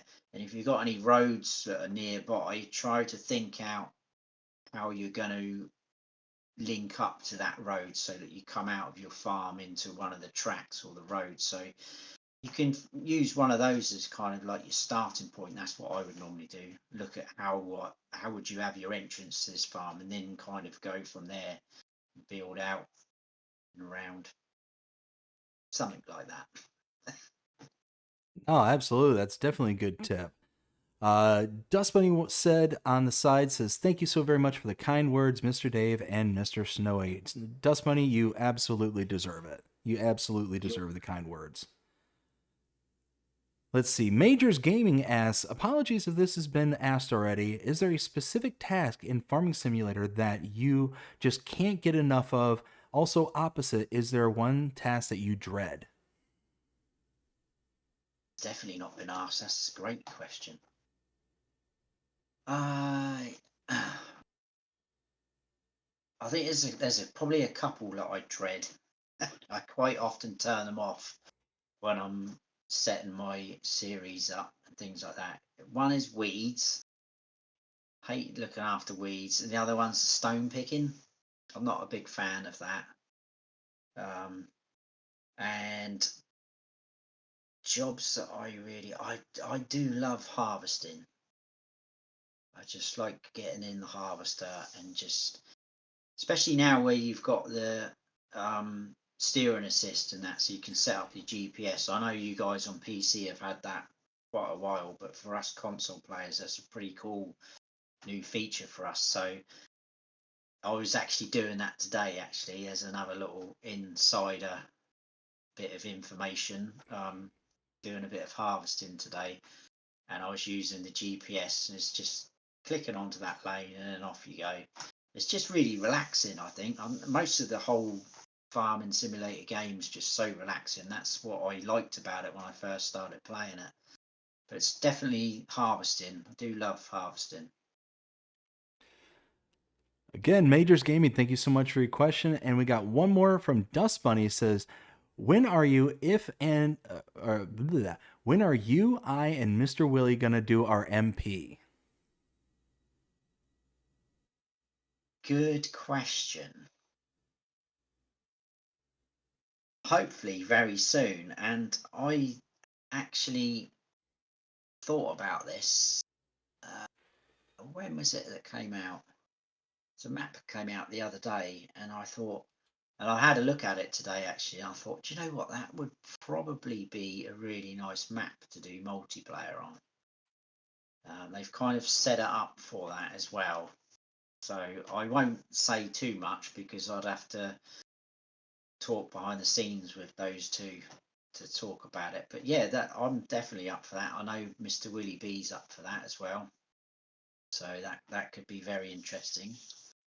But obviously we're both over here in the UK and Dust Bunny's over there. So it could be, the time difference could be a bit of a challenge, but I'm sure we could sort something out. Yeah, I'm well up for that. Hopefully very soon. But we'll have to chat about that and sort something out.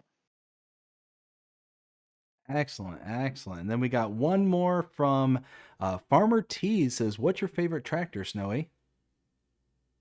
Favorite tractor? That's pretty easy. I'm a big fan of Fendt. That's Okay. my favorite brand.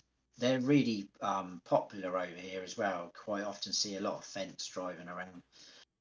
I would probably say out of the Fendts though, it's got to be that 1050, that great big beast. Oh, That is an absolute beast. I've seen one of them as well in real life, and they're just ridiculous. 500 plus horsepower, and you can go 40 miles an hour. Whoo, sign me up. Although I tell you something I did see the other day, and I've never seen one before in real life. It was I did put some pictures on my Discord actually. A Class Zerion, a tracked one. It was on the back of a trailer, and it was being towed along by a truck. And we were on the M25, the motorway over here, which is like the main one that goes round London in a circle. I was driving and I spotted it, and I know it sounds bad, but I nearly went up the back of someone because I was too busy looking at the tractor. The traffic, I looked around, and the guy who I work with was sat in the passenger seat. He's like, whoa! And I looked round and I slammed the brakes on. And I was like, oh, can you take some photos of that for me, please? Because I've never seen one before. That would have been a good one to explain to your boss. Oh, yeah, I couldn't only imagine. It's like, what happened? Why did you just rear end the vehicle in front of you? There was a big Kloss tractor. What do you expect me to do? Yeah.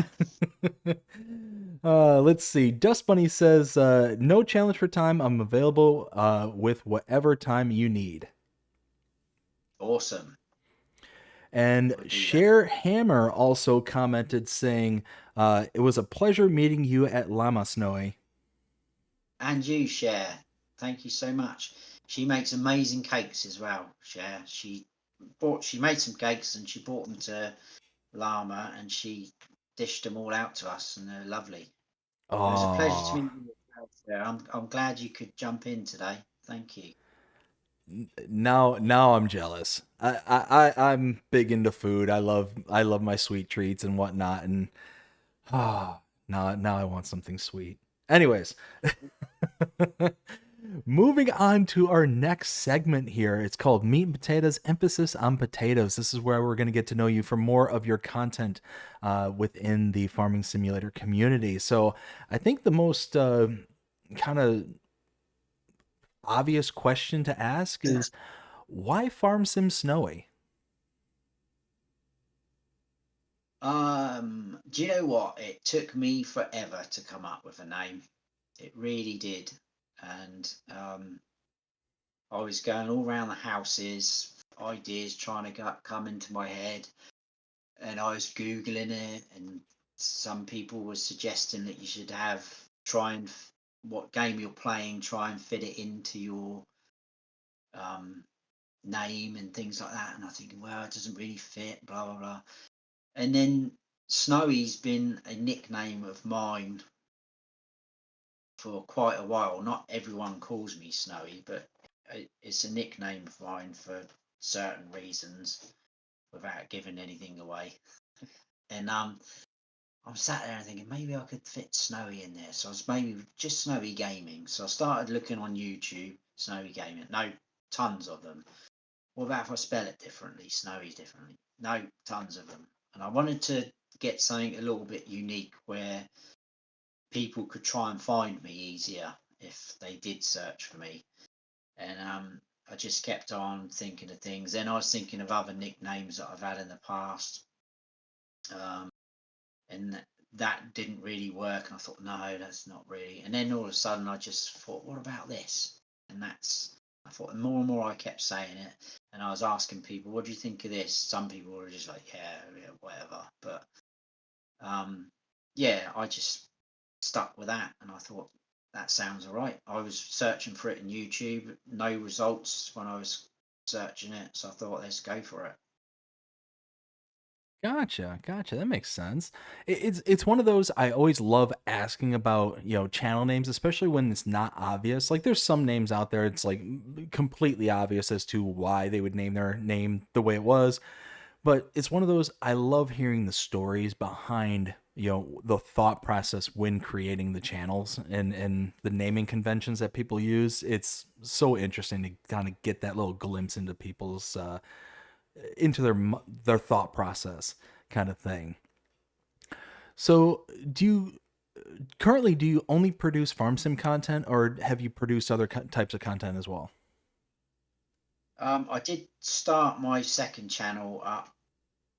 I don't know, maybe 3 or 4 years ago, quite a while ago. It wasn't long after I started Farm Sim Snowy up, because I kind of felt because I'd done that, I've put all my eggs in one basket now by just doing Farm Sim because I've called myself Farm Sim Snowy.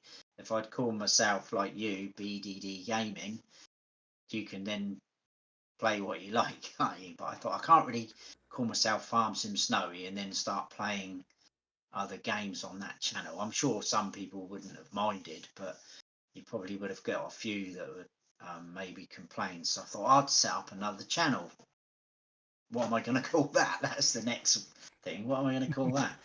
Come up with that. That kind of was a bit quicker coming up with that name. I'm still not convinced by it, but Snowy's Gaming World. Um, it sounds a little bit kiddish to me. I don't know if I'm certain of it, but I went with it. Started doing some videos on that, and then Farm Sim Snowy took off a bit more, and I kind of then started just concentrating more on then. So the gaming channel just kind of dropped off, and then it got forgotten about. But where I kind of lost not interest, but where I lost my mojo a little bit with FS25, I thought I don't know, I want to play something else. I need to play something else. I think just to I don't know keep myself sane, keep myself interested in gaming and stuff like that. So I started that up again. So recently I've done a few videos playing a couple of new games. So I'm hopefully going to try, and this is where it's going to be really tricky because I've already said I haven't got enough time to do videos.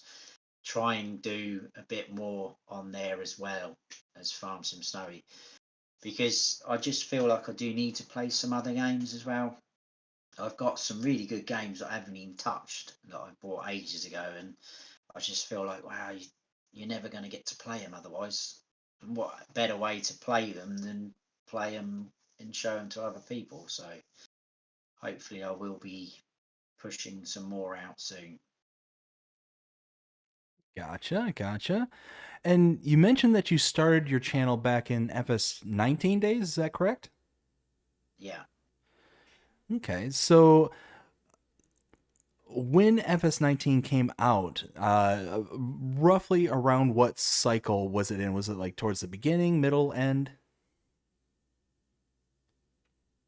Um, it would have been towards the end really, because I'm not 100% sure, but I think FS19 would have come out in 2018, around about November, I think, which is kind of what they did with the last two games that have just come out. They've always come out the year before, haven't they?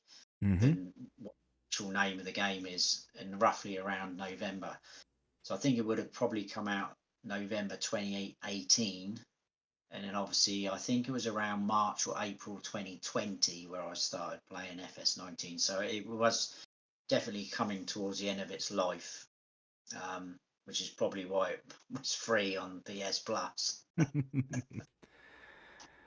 And what's one thing that you never expected when you started your channel? Some examples that I give are the sense of community, any unexpected backlash. What are just some things that you never expected when you started your channel? um, well, probably never expected to have as many subscribers as I've got at the moment, first of all. Definitely as well, like you've just touched on, the community. I was not expecting to get involved and get wrapped up into that. It's been absolutely awesome. I just had no idea at the time. I thought it was just going to be me playing a game, putting it out on YouTube, but then to just, yeah, I don't know, you almost just fall into it, don't you? It just sort of all comes naturally. You get caught up in this community. People obviously comment on your videos. I set up my Facebook page. I've had people message me, still message me as well now through that, and comment on some of the stuff that I post. And then when I started Discord up, that's like a daily thing now. People chatting on there.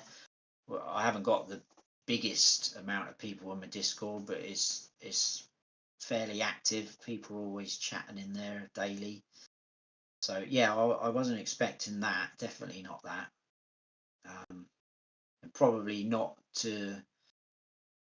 I wasn't expecting to meet any of the big guns either, like Farmer Cop, Mr. CDP, DJ, Farm Sim Guy. I wasn't expecting to meet any of them, but I have, and got to spend some quality time with them as well, actually. So wasn't expecting that at all.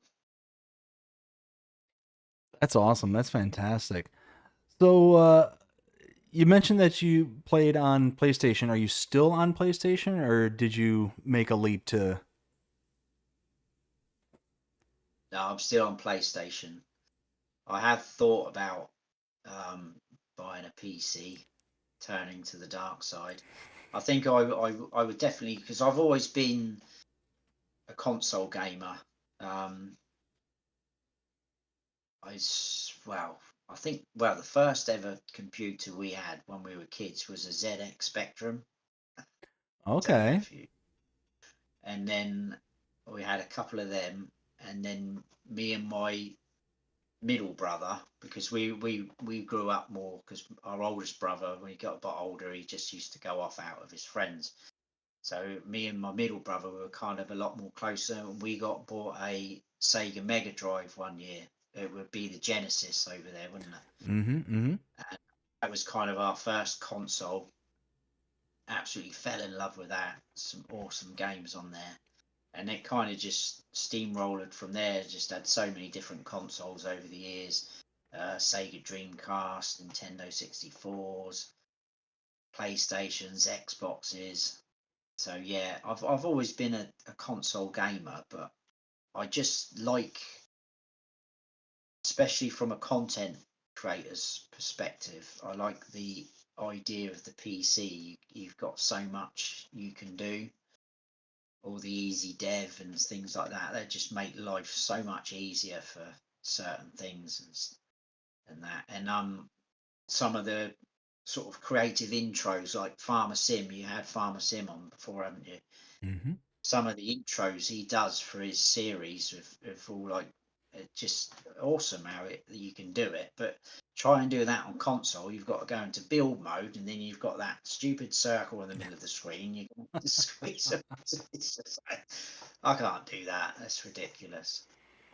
But That's yeah, I thought about it. that's honestly mostly the reason why I decided to take the leap, is to take the next step in that creative journey, to be able to, get that reticle out of my screenshots, out of, just in general, just being able to step up my game kind of thing. I have I just bumped the mic. I've got a series going with my cousin, and my real life cousin, and it's one of those where every single time I go into a game with him, it shows his name on top of, his character. It's like, oh well, I'm trying to build this world, and BDD Gaming JP is hanging out on top of this person's. Well, it's kind of a buzzkill. Not only that, but the reticle, like you said. So yeah, it's one of those that, if and when you do decide, I highly recommend it.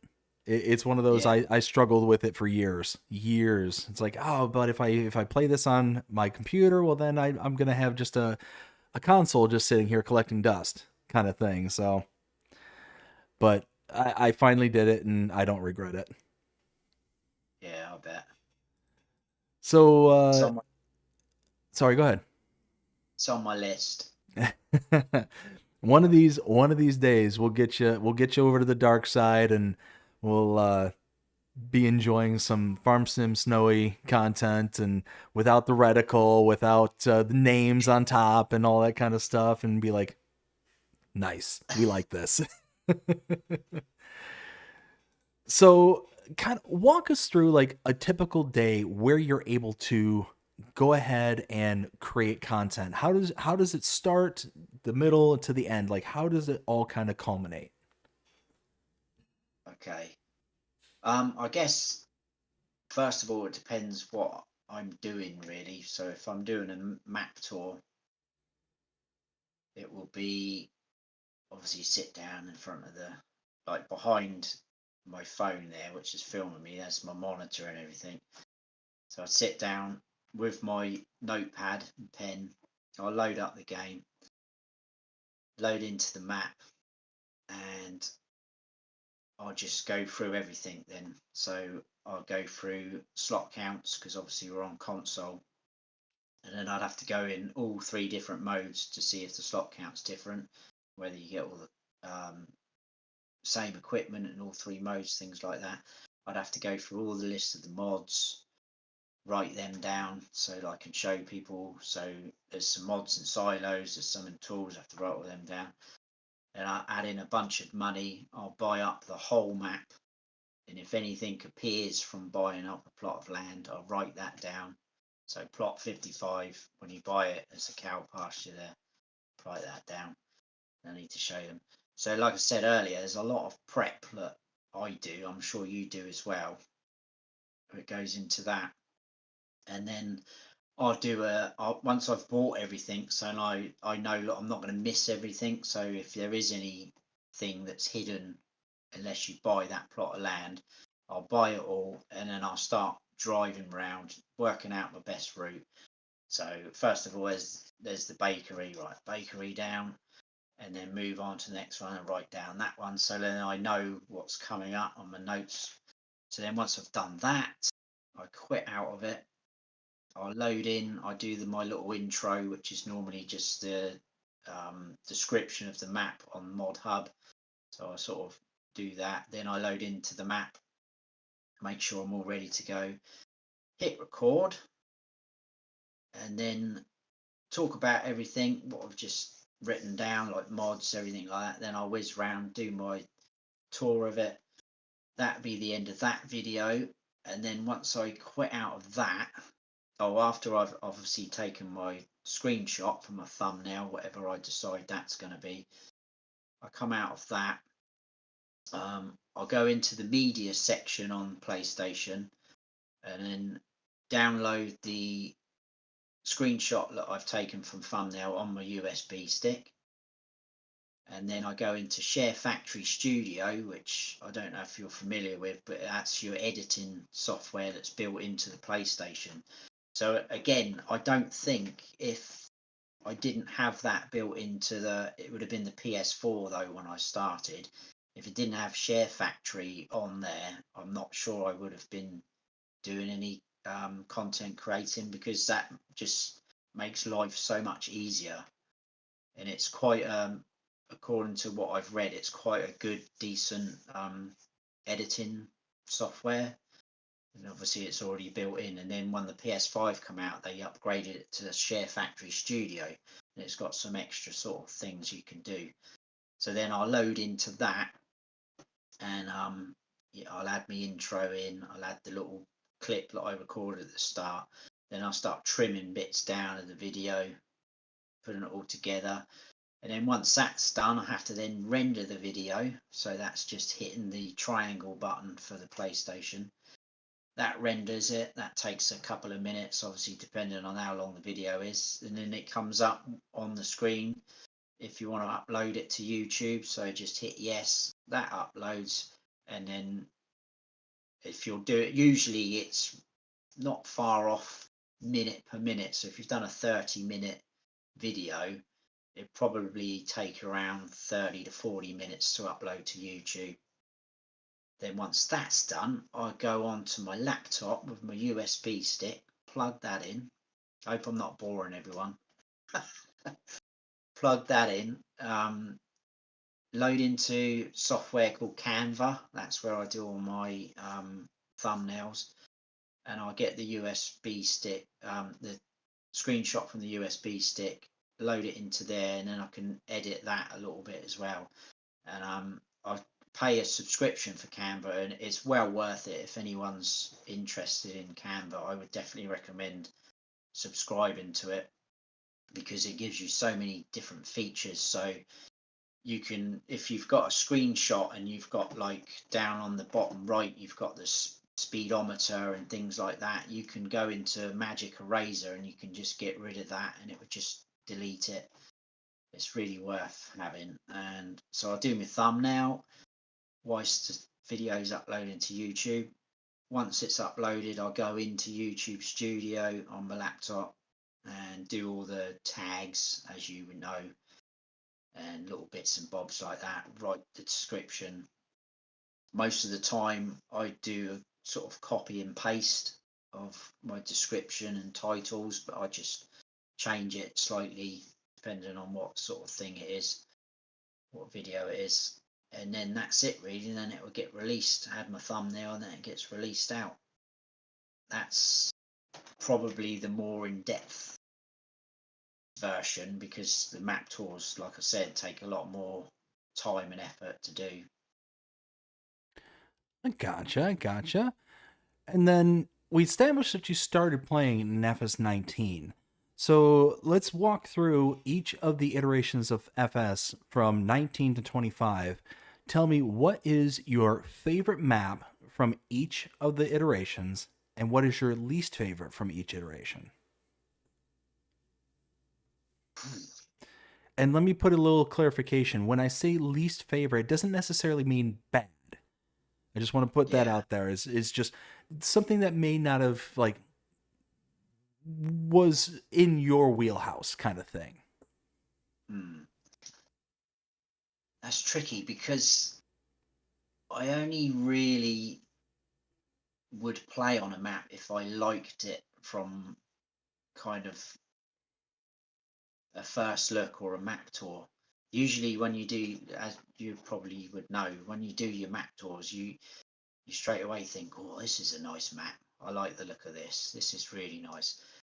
I get that feeling with a lot of maps, and I'm going to struggle to remember what I've actually played on on 19 and 22. And obviously, when I first started playing 19, there was a ton of maps out then for it. So I had a real hard time on 19, because I learnt the game on Felsbrunn, and I had a really hard time trying to pull myself away from Felsborough because I was enjoying it so much. But I thought, come on, you've got to get off this map. There's all these other maps on this game. You need to start playing one.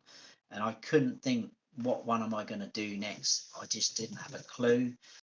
And then I came across, and this probably will be my favourite map, I think, for 19. I came across Marwell Manor Farm, and Mr. CDP had done a series on it. So I was watching his as well as playing the map myself. And as soon as I saw the name, Marwell Manor Farm, I thought to myself, there's a Marwell Zoo not far from me. It's about a 15-minute drive from where I live. I wonder if it's probably not there. Surely it's not there. It is. It's the farm that is just down the road from Marwell Zoo. So I need to visit that farm because that was the first mod map that I played on 19 after Felsborough. And I keep saying to Mr. CDP, you're gonna have to come down and we'll do a tour of it. And he's like, yeah, I'll do it. We'll do it. But we haven't yet. But I've been there, and obviously I know the area. And that map, by the way, was by Oxygen David as well. So you can imagine the detail on there, and it is spot on.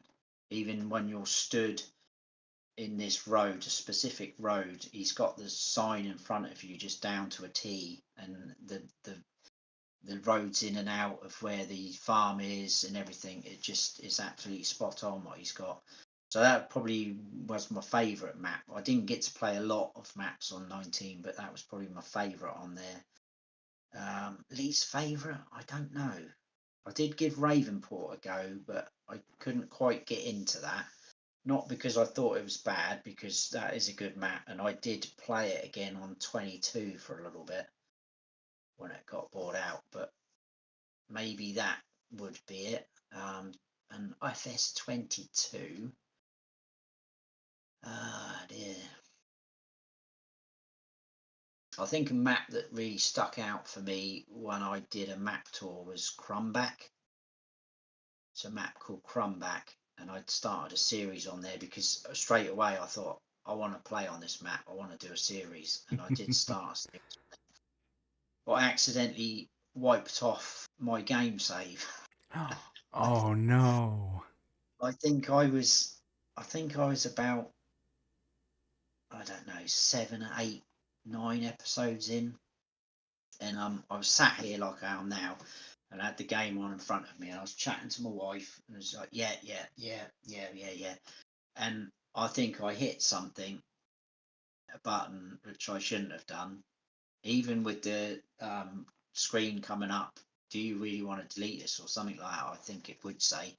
I've never deleted a map like that before, and I must have just been chatting away. Yeah. And then I went to load into it, and I couldn't find it, and I was like, "What's going on? Where's it gone?" And I was fuming, and I was getting some really good views for that, and a lot of people enjoy it, and I was really enjoying that map as well. So I had to put a post out saying, "I've lost my game save. I'm really sorry." So what you're saying is that for those people who are following along with the series and all that stuff, who they really have to blame is Mrs. Snowy. Yeah, it's the wife's fault. Distracting me. She should know when I shut that door, that's it. I'm on it. You look at her, it's like, sweetie, I'm in the zone. Let me do my thing. I just got distracted, and I think I deleted it by accident. But that was a really nice map. Probably one of my favourites. Trying to think. I mean, obviously there were some really nice ones as well. Ones from Oxygen David, like I said, Court Farms. I was lucky enough to do a real life tour of that Court Farm country park. Really? I don't know if you knew the story about that. Not last year, the year before, my wife and I went on holiday. We just went on holiday in the UK, and we went up to a place up round near Somerset. It's just stayed in like a caravan park, holiday park, and they had in their reception area a lot of leaflets for different activities and days out you could do and things like that. And I saw the leaflet, Court Farm Country Park, and I was like, "Ooh, I know that place. That's a map on thingy." I knew it was a real life place, obviously. So I picked one up. We picked a couple of other ones up. We got back to our accommodation, and I was looking through, and I thought, that's not far from us. And I put it on my Google Maps, and it was literally about half an hour drive. I said, "Can we go here one day, please, love?" She's like, "Yeah, okay." We didn't have the little guy then, so it was fine. So we went, a really nice place. And again, I have done, if anyone's interested, you should be able to find it on my channel. It's there's a video out on there I filmed of me walking around. I asked permission from the farmer, and I was talking to the farmer's son for quite a while. He's a really nice guy. He was telling me all about it, and that he said about Oxygen David coming round and asking permission and everything to build the farm and make the map. He said it was quite a long time ago that he came. It was like 3 or 4 years ago before I went there. So you can imagine it takes quite a while for them to make maps like that. But yeah, that was again the amount of detail and how accurate it was quite scary how he'd done it. Well, and I would imagine, a creator like Oxygen David, I mean, I could imagine just from start to finish, it would be so long strictly because of just how hyper realistic a lot of his maps are. I ended up watching a video of uh, Oak Bridge and Yeah. what used to be called Calmsden, and watched a video of that, and I was playing a series on it at the same time, and it was just near identical. The only difference I could spot that was just kind of blatantly obvious is that the kind of secondary section where the farm has that little cattle barn. So it's kind of like an offshoot from the main road and just kind of circles around back to the other road. And then across the street is the kind of main arable farm portion of things. The road continues on across the street into like a drive into the No. secondary portion of the arable farm. That was the only difference. So, of course, me and the way my brain works, it's like, I've got to recreate that. I've got to at least try my best to get it as close to the real thing as I saw as possible. And there you go. I ended up doing it. And yeah, Awesome. it's scary how some of these creators can get like so spot on.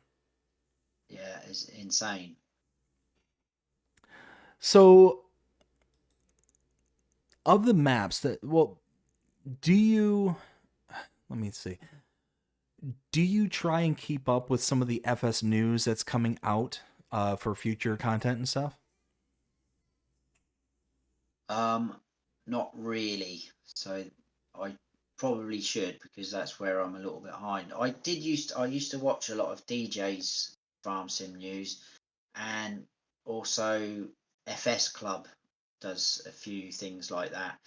Maps coming soon and things like that. I used to watch a few of those, but again, just not having a lot of time, it just, you kind of lose your way a little bit like that. But yeah, I don't watch a lot of that, no, not at the moment anyway. So, with the lack of the information, I can understand if you're not able to answer the next question, but I'll ask it anyways. Is there a map that you're aware of for FS25 that you're looking forward to prior to its release? Probably Whitcomb Park. Yes. Yes. I gotcha. That's a good one. I'm looking for, I mean, really anything by, oh, wow. Why is the name slipping my mind? Oxygen David. Thank you. Wow. Wow. That just, we literally just said it 2 seconds ago and it's just boop, gone. Yeah, Oxygen David. Pretty much anything by Oxygen David, I think, is going to be pretty much pure gold. It's one of the most hyper realistic creators, I think, probably bar none, in my opinion. I don't think there's anybody that comes close. Yeah, just scary what sort of things he does. So before FS25 was released, Was there a feature that you were extremely excited about prior to it being actually in your hands? So we were getting that kind of period of time between 22 kind of weaning away and 25 kind of spinning up, where we're getting that kind of slow drip of information of, oh, we're going to have God Rays, we're going to have fog, we're going to have all this kind of stuff. Was there a feature that you were the most excited for?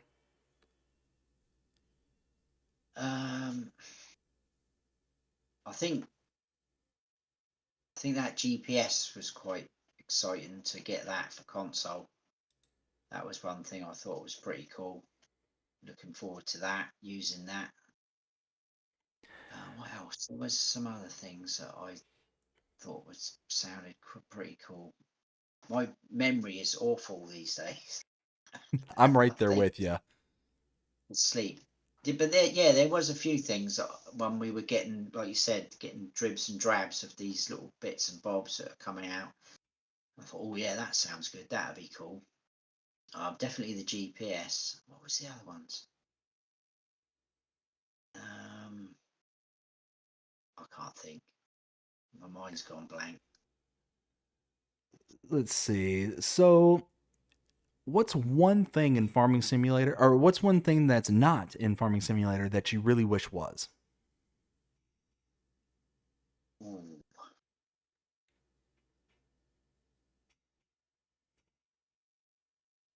good question.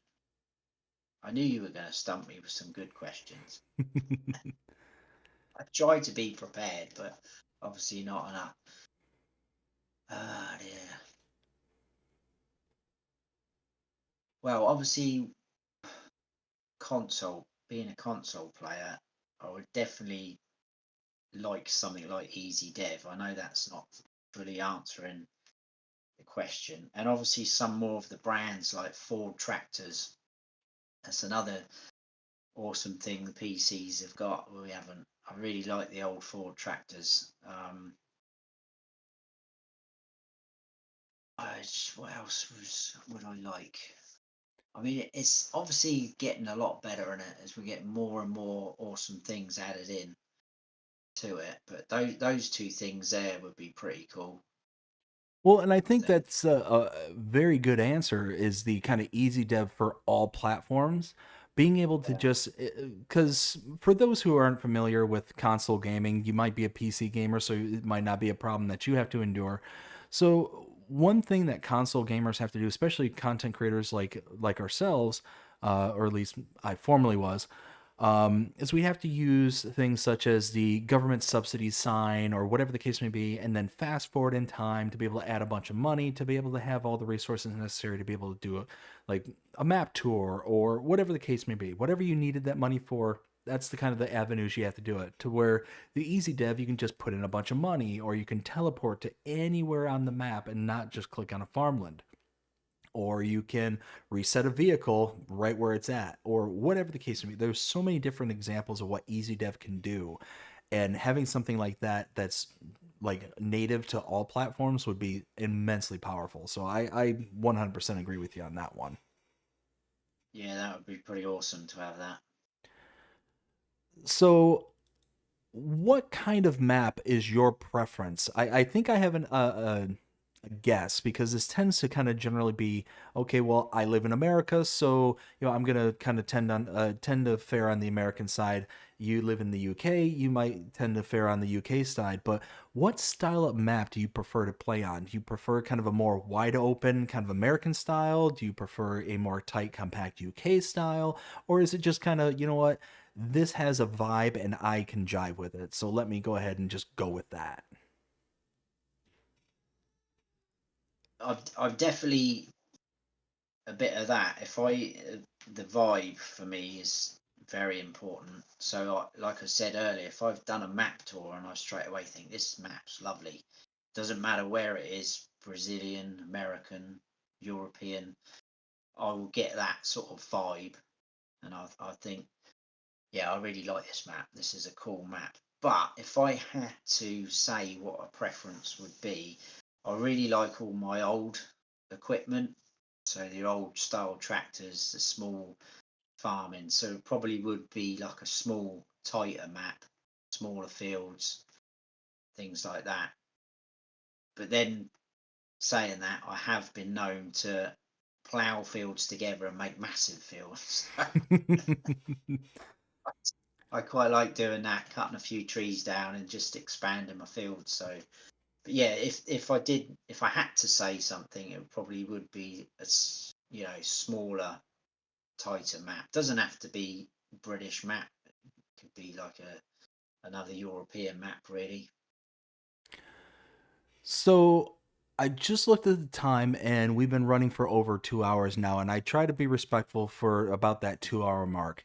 I do have several other questions, and we also have some more questions from the audience. Do you mind if we continue, or is it something you want us to try and start wrapping up? No, we can carry on. That's fine. Excellent, excellent. We don't have too many more questions from me, but I definitely want to be able to get to the questions from the audience. So I appreciate you sticking around there. So what style of farming do you prefer to do? Do you prefer arables, forestry, grass care? What's your favorite to do? Um, I honestly don't mind a bit of all of it, to be fair. I don't kind of have in my head, I don't like forestry or I don't like grass work. I kind of like doing a bit of all of it. And I think if you've got that variation there with it doesn't bore you or anything like that. I think it keeps you, well, for me, certainly, it keeps me more interested because if you've kind of had a bit enough of doing some field work, oh, I've had enough of ploughing these fields. Let's go and cut a few trees down and things like that. I kind of like doing a bit of all of it, really. To be fair, I do like doing the grass work. I must admit, that's very relaxing job as well, mowing the grass and then tedding it and baling it up and whatnot. I like doing that. So yeah, I think a bit of a mix for me.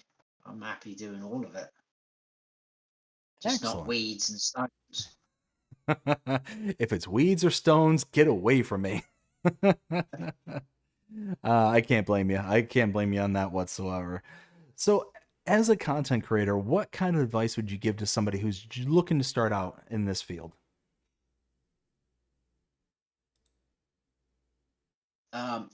Well, like I said earlier, just get your first video out. Don't panic too much.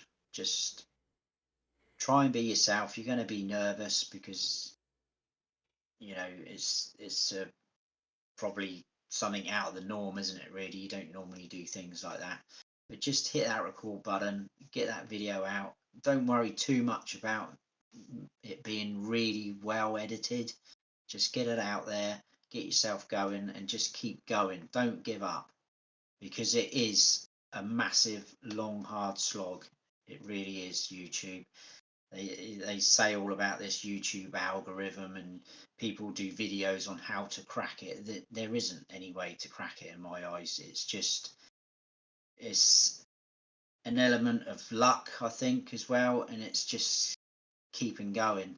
I mean, I remember when we did the first community meetup last year at Llama, and they'll agree with this. Farm Sim Guy and Farmer Cop both said it. They both kind of started their channels up at the same time, and they both said and admitted that they were very, very lucky because COVID happened when it did. Everyone was staying at home, everyone was watching YouTube and things like that, and their channels just blew up from that. And they both admitted that. I think they actually did that in the Q&A session as well, so it's probably a video of them saying it somewhere. But they said that they were lucky that that happened at that time for them for their channels. So, but you just got to keep going. Just it might seem like a hard slog, and it is. There might be times when you feel like I'm not going to make it. I'm not going to do this. You're just going to give up. Then just don't. Just keep going. Absolutely. Yeah, no, that's great advice. And then what's been your most memorable moment of your content creation career so far?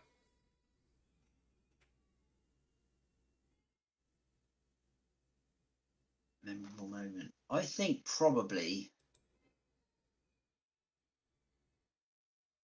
Can I say two? Absolutely. I think probably, as I've just said, the first community meetup I went to, obviously, no one really. I've never done anything like that before, sorry, through Farm Sim. And I'd literally only showed my face a couple of months before I went there. I wasn't really expecting anyone to recognize me. But I remember talking to a guy, and he said that he thanked me for my videos because he said I was stuck on, I can't remember what it was now. He was stuck on something. He said I just had no idea how to do it and do this. He said I watched your video, and he said it just made so much sense and it really helped me. He said, and I really appreciate that. And it might not seem a lot, but to hear something like that from someone you don't even know, and it's from one of your videos that you know, I just felt really pleased about that. I really chuffed with that. And then the second one was again, was speaking to someone this year at the community meetup, and I'm not going to name any names, but she should know who she is if she's watching. She said that myself and some other content creators she used to watch, she went through a really, really bad time health wise, and she used to watch our videos and it just really picked her up. And that kind of choked me up a little bit, that did, when she said that. She was going through quite a bit of a rough time with her health and everything. Things happened, I won't say what. But she thanked me for my videos and things like that, and that really hit home to hear something like that. Really choked me up, that did.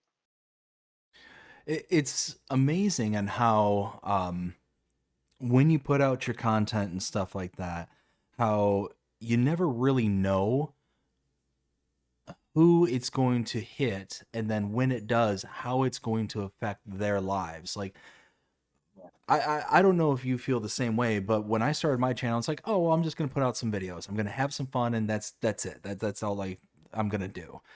And then you start seeing the feedback and the comments, and people like communicate with you, and they're like, man, you really helped me through some dark times, or your content did this, or your content did that, thank you, thank you, thank you. And it's like, whoa. Like you take a moment to like realize there's something bigger sometimes that happens that you were never expecting. And it sounds like you had that very same kind of Yeah. moment. Yeah, absolutely. Because like you just said, you just don't think of that, do you, when you're doing these videos and you just put them out there, and the amount of people that it kind of um, affects and things like that is crazy. So tell us some of your favorite mods. Favorite mods. Ooh. I'm not a fan of plows, so I do like the wide subsoilers like the Lizard 6M9MT or whatever it was. And then there was that other really, oh no, it was the other one by I think it was Ridiculous Dominic, wasn't it? And it's on 25 as well, Mm-hmm. where it expands like that. And I think it's got a mulching option. I like mods like that. They'd be one of my first sort of ones that I would download. Um, most things by Omatana. I love her mods. I've got to meet her this year as well. She's an absolutely awesome lady. Anything to do with her really not normally pretty good. Whatever. I like the old Fendt Favorite tractors. They're great mods. They are, because I'm a big fan of Fendt. What else? A few things that make your life a bit easier, like the tool height control headers. Especially if you're trying to do a bit of off-camera work, you can quickly use one of them and just whiz round the field, and then make out you've took like 2 hours harvesting. They're pretty cool. What else? I'm trying to think. But well, there's some really cool mods out there, I must admit, different things. Trying to think of some of the ones that I used to use regularly on 22, because obviously 25 is still a bit fresh, isn't it, really? Let me think now. My mind's gone blank. So I've got one more question for this segment, and it is, if you had the ability to make a map of real life, so you had all the prerequisites, knowledge, you could work in Giants Editor, you could do the terrain deformations, the whole 9 yards. Where would you base the map off of, and why? Funny you should say that, because only about, I don't know, maybe a month or so ago, I was driving through there and I suddenly thought, do you know what? This would be a cool map, or cool place to make a map on. And it's not far from the house that I grew up in. I probably moved there when I was about 2 years old, and I moved out when I was about 20. So I was there for quite a long time. And there's a farm, and it's still active now. There's a farm not far from there. You go down there, it's a place called Little Abshot, and I thought that would be an ideal name for it as well. I would call it Little Abshot Farm. So watch this space if I do learn how to do it. And there's a main farm there, like I say, still active. I think they're called Barfoot's, the company that use it and run it out, and I think they do corn quite a lot. And they've got quite a few fields in and around that farm, but there's also other fields that a bit further away. And there's some really nice things that would fit in the map. So there's a nursery just down the road. That's called Low Waters Nursery. That'd be good for like a sale point. There's a little shop not far from there. You could use that as a sale point. So it kind of, I could see it all happening now. There's a little social club. That's it. I'm getting on Giants Editor tonight. You heard it here. Just like the other day, we have gotten a load of stuff here that is just kind of fresh from Farm Sim Snowy. So be on the lookout. He's going to be making a map. Just joking, just joking. I think that would be great. A great little map, though. Obviously, it would be a British map, but there's a lot of potential there to do that. Absolutely. It sounds brilliant. It's amazing how many places we could just travel around in everyday life and be like, that'd be a great place to make a map of. That'd be a great place. I mean, I just recently moved not too long ago, and my local area that I live in now would make a perfect map because it is absolutely loaded with all sorts of farms. Like it'd be like a multiplayer's like dream around here. But I do actually have one more question before we wrap up this segment. So, one thing that I have noticed by doing this show and talking to so many different people is that very oftentimes when it comes to the love of Farming Simulator, there's some sort of connection, whether it's, growing up on a farm or, I worked on a farm, whatever the case may be, there's some sort of connection to the farming life. Do you have that kind of connection in your life, or is it just something that you just kind of like picked it up? Not really for me. I think the closest thing there would be for me in terms of a connection is my dad. He's retired now, but he used to be a plant machinery fitter. So he used to repair a lot of lawn mowers and things like that. And he used to do a lot of tractors as well. There's a photo, I haven't got it here, I think it's at my mum and dad's, my parents, but there's a photo of me sat on an old tractor. I'm not even sure what make it is. I'd have to dig it out somewhere and I'll put it on my Discord. But I'm sat on this tractor with my dad, and that was one of the tractors that he repaired.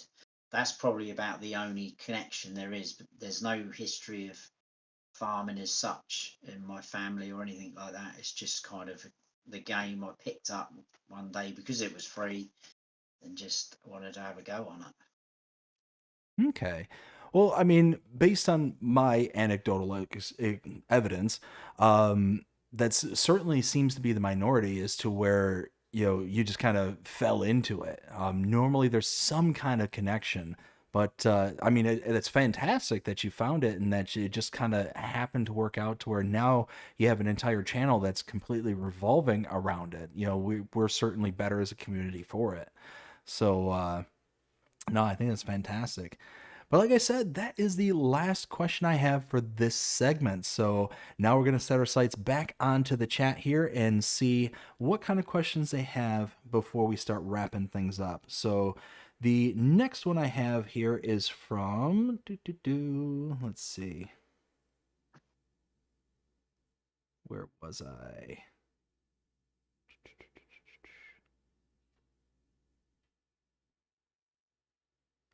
Okay, here we go. I think it's okay,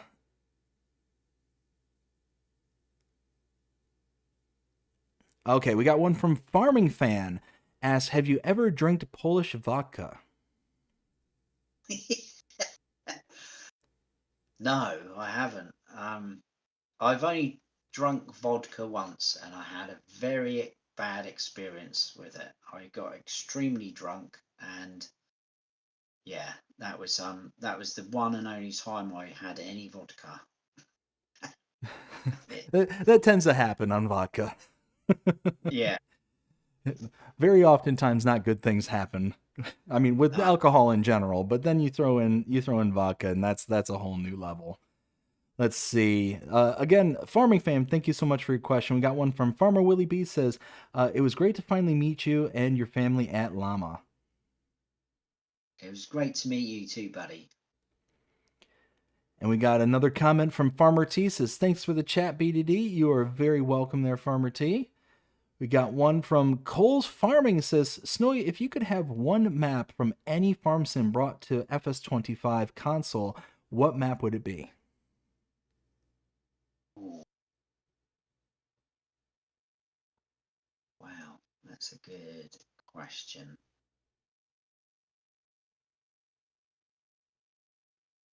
The thing is, when I do get asked questions about maps, this is what I find hard because I do the map tours. I know I haven't done many recently. Apologies for that. Because I do the map tours, that's the only time I get to see some maps because I don't really play personally or privately off camera. So I just normally play through a map as a series and put it out on YouTube. So there's a ton of maps out there that I haven't played and I probably will never play, which is a massive shame because you think how many there is out there, but there's just too many to get through like that. But yeah, I know there's going to be some right little gems out there that I'd miss and not mention. I think maybe just for nostalgia value, maybe that Marwell Manor map. It was only a really small map. Wouldn't have been everyone's favourite or cup of tea, as we'd say over here. But for me, because that was my first sort of mod map, once I finally prized myself away from Felsbrunn, that was quite a good map to go to, I think. So probably that, I would say. Excellent. Cole Farms, thank you so much for your question. We got one from Rusty Money Gaming. Says, I was pretty low about 4 years ago. Snowy's content always brightens me up. Ah, see, that's another thing. Good to see you. Well, I can't see you, but hello, Rusty. Good to have you in here, buddy. That's another thing, hearing things like that. I remember someone, I wasn't in the chat live, but I went back and watched it after someone told me. I remember Rusty did a live stream and someone actually asked him who his favourite content creator was. And he picked me. And I was like, I don't know, it choked me up. I honestly welled up because he could have chosen all of them big guns and everything that are out there, and he chose me. And I'm getting a bit choked up now talking about it. But when you hear things like that, it just, I don't know, makes you feel amazing. So Oh, I know Rusty does like a good laugh at some of my videos, but if I'm making people laugh and entertaining them, that's what I want to do at the end of the day. There's no serious playing in my videos. Got to at least make a few jokes or silly things happening in there. that's awesome. And like we said earlier, you never know how your content's going to affect another person's day. So any kind of positivity that's put out into the world, I think, is always a good thing. Absolutely. Let's see. Rusty, thank you again so much for your comment there. We got one from Cher Hamner. English is hard. She says, that was me, Snowy, when I told you about my stroke. That was exactly. I didn't want to name any names just in case, it's not my place to name, but that was when she said that to me. I'm glad you remembered as well. Well, Cher, we're just glad that you're here, that you're able to, tell us about it, and hope that you're fully recovered and just living life to the fullest. We wish you nothing but the best here. And still making awesome cakes as well. Yes. I'm so jealous. I'm so jealous. Cake sounds amazing right now. Let's see. Rusty says, is Snowy going to create another series with the Lambies in 25? Need help? I'm here, LOL. I really enjoyed that series actually. That was my first attempt at a role playing series I did on Western Wilds map, and I managed to get quite a few other content creators involved in that. Rusty played the mayor of the town, and I managed to get Farmer Cop, Mr. CDP involved. There's a couple of others. Who else was involved? But I managed to get a few involved. That was really awesome. I loved doing that, and I made up this fake family that they were baddies called the Lambies. I used to live actually a few doors down the road from a family called the Lambies in the house that I grew up in. So that's kind of where I got that from. But they were really nice people. They weren't baddies. I just wanted a nice name sort of thing. But yeah, I'd definitely like to do another series like that. But again, those episodes they took a long time to set up, and constantly trying to come up with ideas and storylines as well. And I always tried to leave it as a bit of a cliffhanger. So I was constantly trying to think of how am I going to leave it this week, how am I going to end the episode, blah blah blah. But yeah, that was, I loved doing that series, and to get everyone involved and involved in it like that was pretty awesome. And it was quite challenging as well to do something like that on console, because obviously, like we spoke about earlier, you're quite restricted with what you can do on there. So I'm quite pleased with how that turned out and come about. But yeah, definitely like to do something. I'm not sure about the Lambies coming back though. I thought we'd seen the back of them. They should still be in jail somewhere. One of those that I could only imagine the family that the name is based off of one day just goes onto YouTube and finds your series on it, and they're like, wait a minute, is this how he truly Yeah. felt of us? Oh my goodness. Again, Rusty, thank you so much for your question. We got a comment here from Jate Up. Says, do a map, it's fun. Do a map. I would love to. There's quite a few tutorials out there. I'm tempted to start watching, but I'd need a decent PC. I think I've only got a laptop, and it's a few years old now, and it's already running pretty slow. I remember the last sort of live stream, because I used to sit here. Obviously, I've got my monitor behind, and I used to put my laptop over there so I could read the chat. I used to have to turn the laptop on about half an hour before I was ready to do anything, because it just took so long to boot up, and it was just so slow. It would boot up, but it takes a while for anything to kick in. So I need to get another one. It's either going to be a PC or I'm going to try and get a gaming laptop, but I'm not sure which one I should go for, really. So I quite like the idea of just being able to pick the laptop up, and then I can go in that room and do something, and I can go. So I don't know. Yeah, that's the thing about like laptops, PCs, or Macs, whatever the case may be. It's one of those, like, it's so particular down to the individual that like there's so many people out there. Oh, you should do X. Oh, you should do Y. Well, yeah. Well, you don't have all the information of my life, so trying Yeah, to give advice or get advice, it's really difficult. yeah, absolutely. But Jaked Up, thank you so much for your comment there. Greatly appreciated. We got one from Cole Farms, says, if Snowy makes a map, sign me up. I will play it. Ah, thanks, buddy. Let's see. We got one here from Will T Gaming, also known as the FS Encyclopedia, says, I have a question. How come you stopped making mod reviews? Ah, mainly because they take like a bit like map tours. Map tours aren't as bad, but it's all well and good if you're only getting like, I don't know, 5 to 10 mods out in a day. But we've seen what it's been like lately.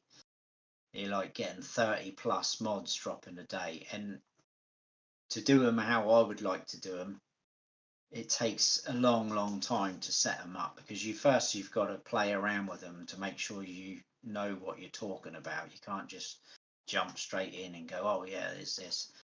So it was mainly just how long it was taking, really, to set it all up and get it done, and to try and do that map tours I was trying to do at the same time, and a series let's plays. It was all too much for me, really. I mean, sometimes I don't know how Mr. CDP and Looney Farm guy as well. I don't know how they do it. I know Mr. CDP does full time. He's YouTube full time, so he's got a bit more time than a lot of us. But yeah, it just took too long, really. Again, Will, thank you so much for your question. Greatly appreciate it. We got one from Rusty Money's Gaming. It says, Snowy, make me laugh every day, no matter Snowy makes me laugh every day, no matter the mood. Love you, bud. Ah, love you too, my friend. It's getting all emotional now. Hey, that's the great thing about this show, is you never know where it's going to take you. Exactly. All right. So Rusty, thank you again for your comment. We got one from Willie B. Willie B says, totally agree with Rusty. You are an amazing guy. Thank you very much. Let's see. It's awesome. Hear things like that, it just makes your day. Oh, absolutely. Absolutely. Let's see. Will T Gaming, I got your question here. I'll talk to Snowy about that behind the scenes. Let's see. Cole Farms says, just a comment here for Snowy. Snowy is actually one that inspired me to do the series on Western Wilds. Awesome. See, I never knew that. That's awesome to hear. And then Cole, thank you so much for your question. We got one from Will T Gaming, says, what's Snowy's favorite DLC for FS25?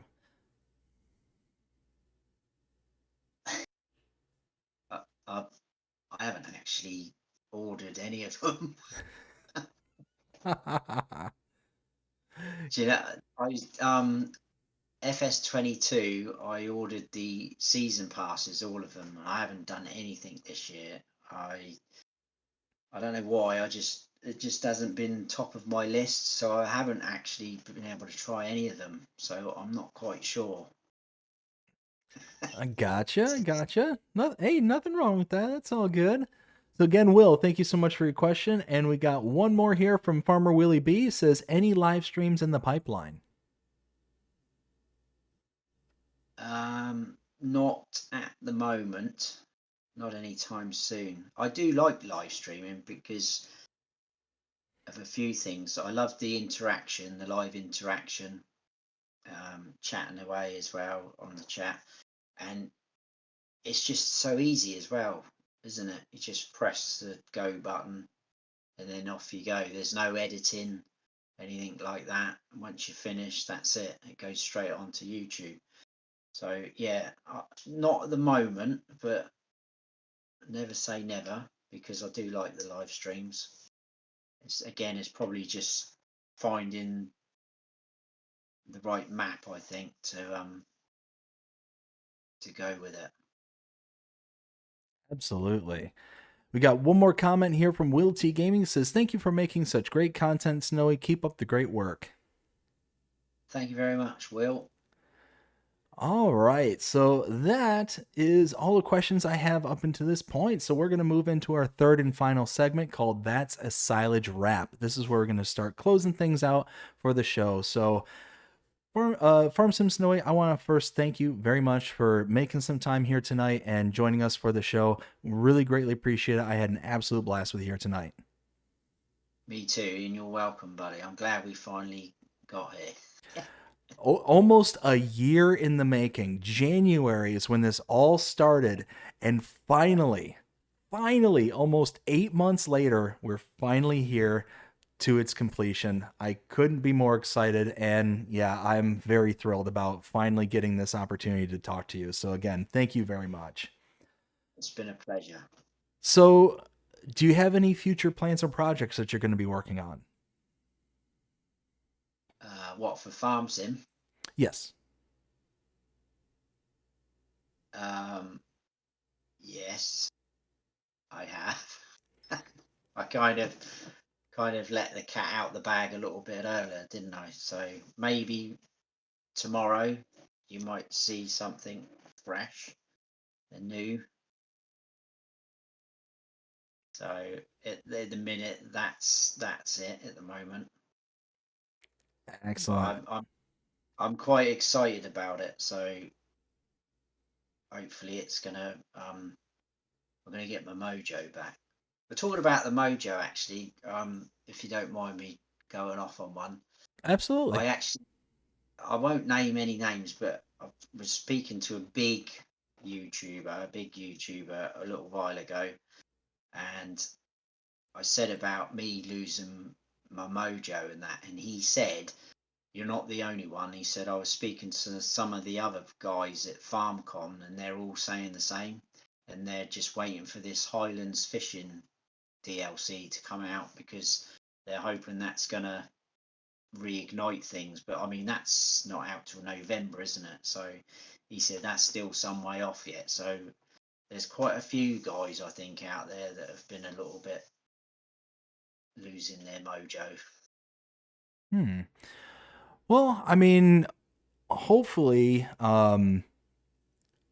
hopefully it's something that can be resolved. Hopefully we can kind of spark the fire and kind of get things back to an even keel. It's definitely one of those where you do the same thing day in and day out. It can be, get to a point where it's monotonous and it's like, oh man, I'd love to do anything but this. So hopefully it's one of those where whether it's the Highlands map, whether it's just kind of things in general or just in life, we're able to just kind of reignite that flame. We're going to keep our fingers crossed, and hopefully the love of Farm Sim will prevail. It will indeed. I know it will. I just kind of not a step back, but you just kind of need to have a little bit of a time out, I think. Because before I used to stress about needing to get a map tour out quick. I need to get it out tonight. The day it's come out, it's got to be done. So I'd stay up till like 1, 2 o'clock in the morning, and then I've got to be up at 5, 6 o'clock in the morning. It's no good for you. But now, you know, since my wife's been back to work, you obviously know there's more important things out there now, and it's kind of like I'm not so stressing now about getting map tours out because none have come out for a while. I will get back to it. So, do you want to remind us where we can find you? You can find me on YouTube, Farm Sim Snowy. I also can't speak now. Also, English have is hard. I also have a Facebook page and a Discord as well. You can find me on there. And I also have my other gaming channel if you wish to subscribe to that. It's Snowy's Gaming World. You can find a link to that on my Farm Sim Snowy channel page as well. And it looks like we got one more last minute question coming in from Rusty Money Gaming. Says, Farm Sim Snowy, don't forget, hopefully we can get our ducks in a row for something good yet too. Yeah, that's another good thing that we were talking about not so long ago, actually. So yeah, it looks like busy times ahead. Multiplayers, series with Rusty, it's all happening. Oh man. Well, like I said, hopefully between the interactions with the community, between, you know, getting together with other creators and whatnot, hopefully that kind of reignites that passion. So definitely gonna be rooting for you. But again, I want to thank you so very much for coming out here tonight and doing the show. Had an absolute blast with you here tonight. And this is the part of the show where I turn to the audience and say, did you enjoy this? If you did, let me know if there's any other content creator out there that you think I ought to reach out to and get a hold of, because unfortunately I can't know everybody who's out there. So if you've got any suggestions, somebody you'd like to be on the show, just let me know. Reach out to me on any of my social medias, whether it's Instagram, Facebook, X, or Discord, any one of those, YouTube. Feel free to let me know and I will do my best to reach out to them and get them onto the show. Also, if you're a creator of some sort, whether you're a content creator, mod maker, map maker, whatever it is that you do and you're interested in being on this show, feel free to reach out to me. You know, feel free. The only requirement that I have is that you got to be over the age of 18. That's it. If you're over the age of 18 and you do something within the world of Farming Simulator, then I definitely want you to be on the show and be able to have your time in the spotlight. So again, I want to thank everybody coming out here tonight. Again, I want to thank Farm Sim Snowy for joining me here tonight. Had a blast, and I hope you all did too. So yeah, I do as well. Thank you everyone that stopped in and asked the questions. Really appreciate it. absolutely. All that being said, I hope you enjoyed it. And if you did, please show him by liking, sharing, subscribing, following, commenting, doing all the things the algorithms enjoy you doing that shows you're engaged with this channel and enjoying the content. And that being said, I hope everybody has a fantastic day. Take care. Snowy, hang on for just a few minutes until after the outro, and I'll catch you on the other side. Yeah, okay. Thanks everyone. Bye-bye. Take care, everyone.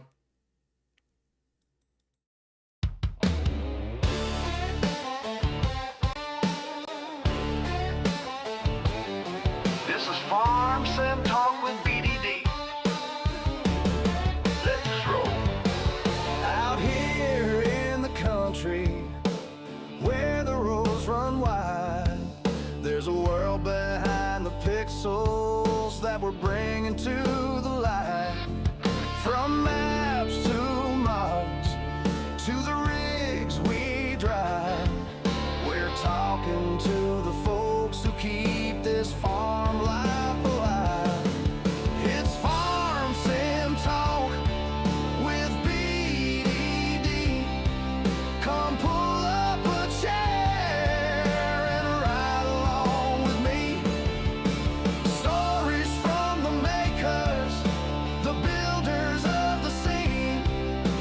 Farm Sim Talk, where we live the farming dream.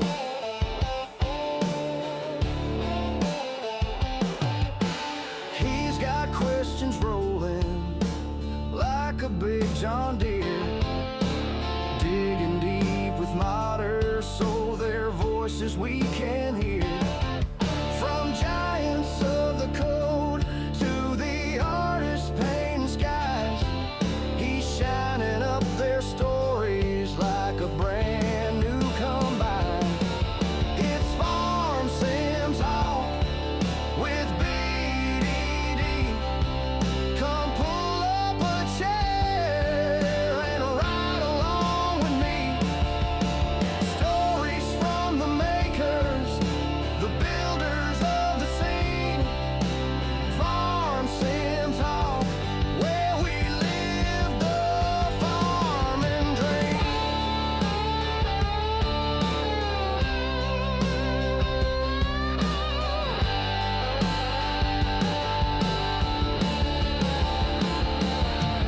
From tractors to textures, from silos to sounds, there's a whole crew of heroes making this world go round. So tune in and find out who's behind the screen. Farm Sim Talk's the place to see what farming really means. It's Farm Sim Talk with BDD. Come pull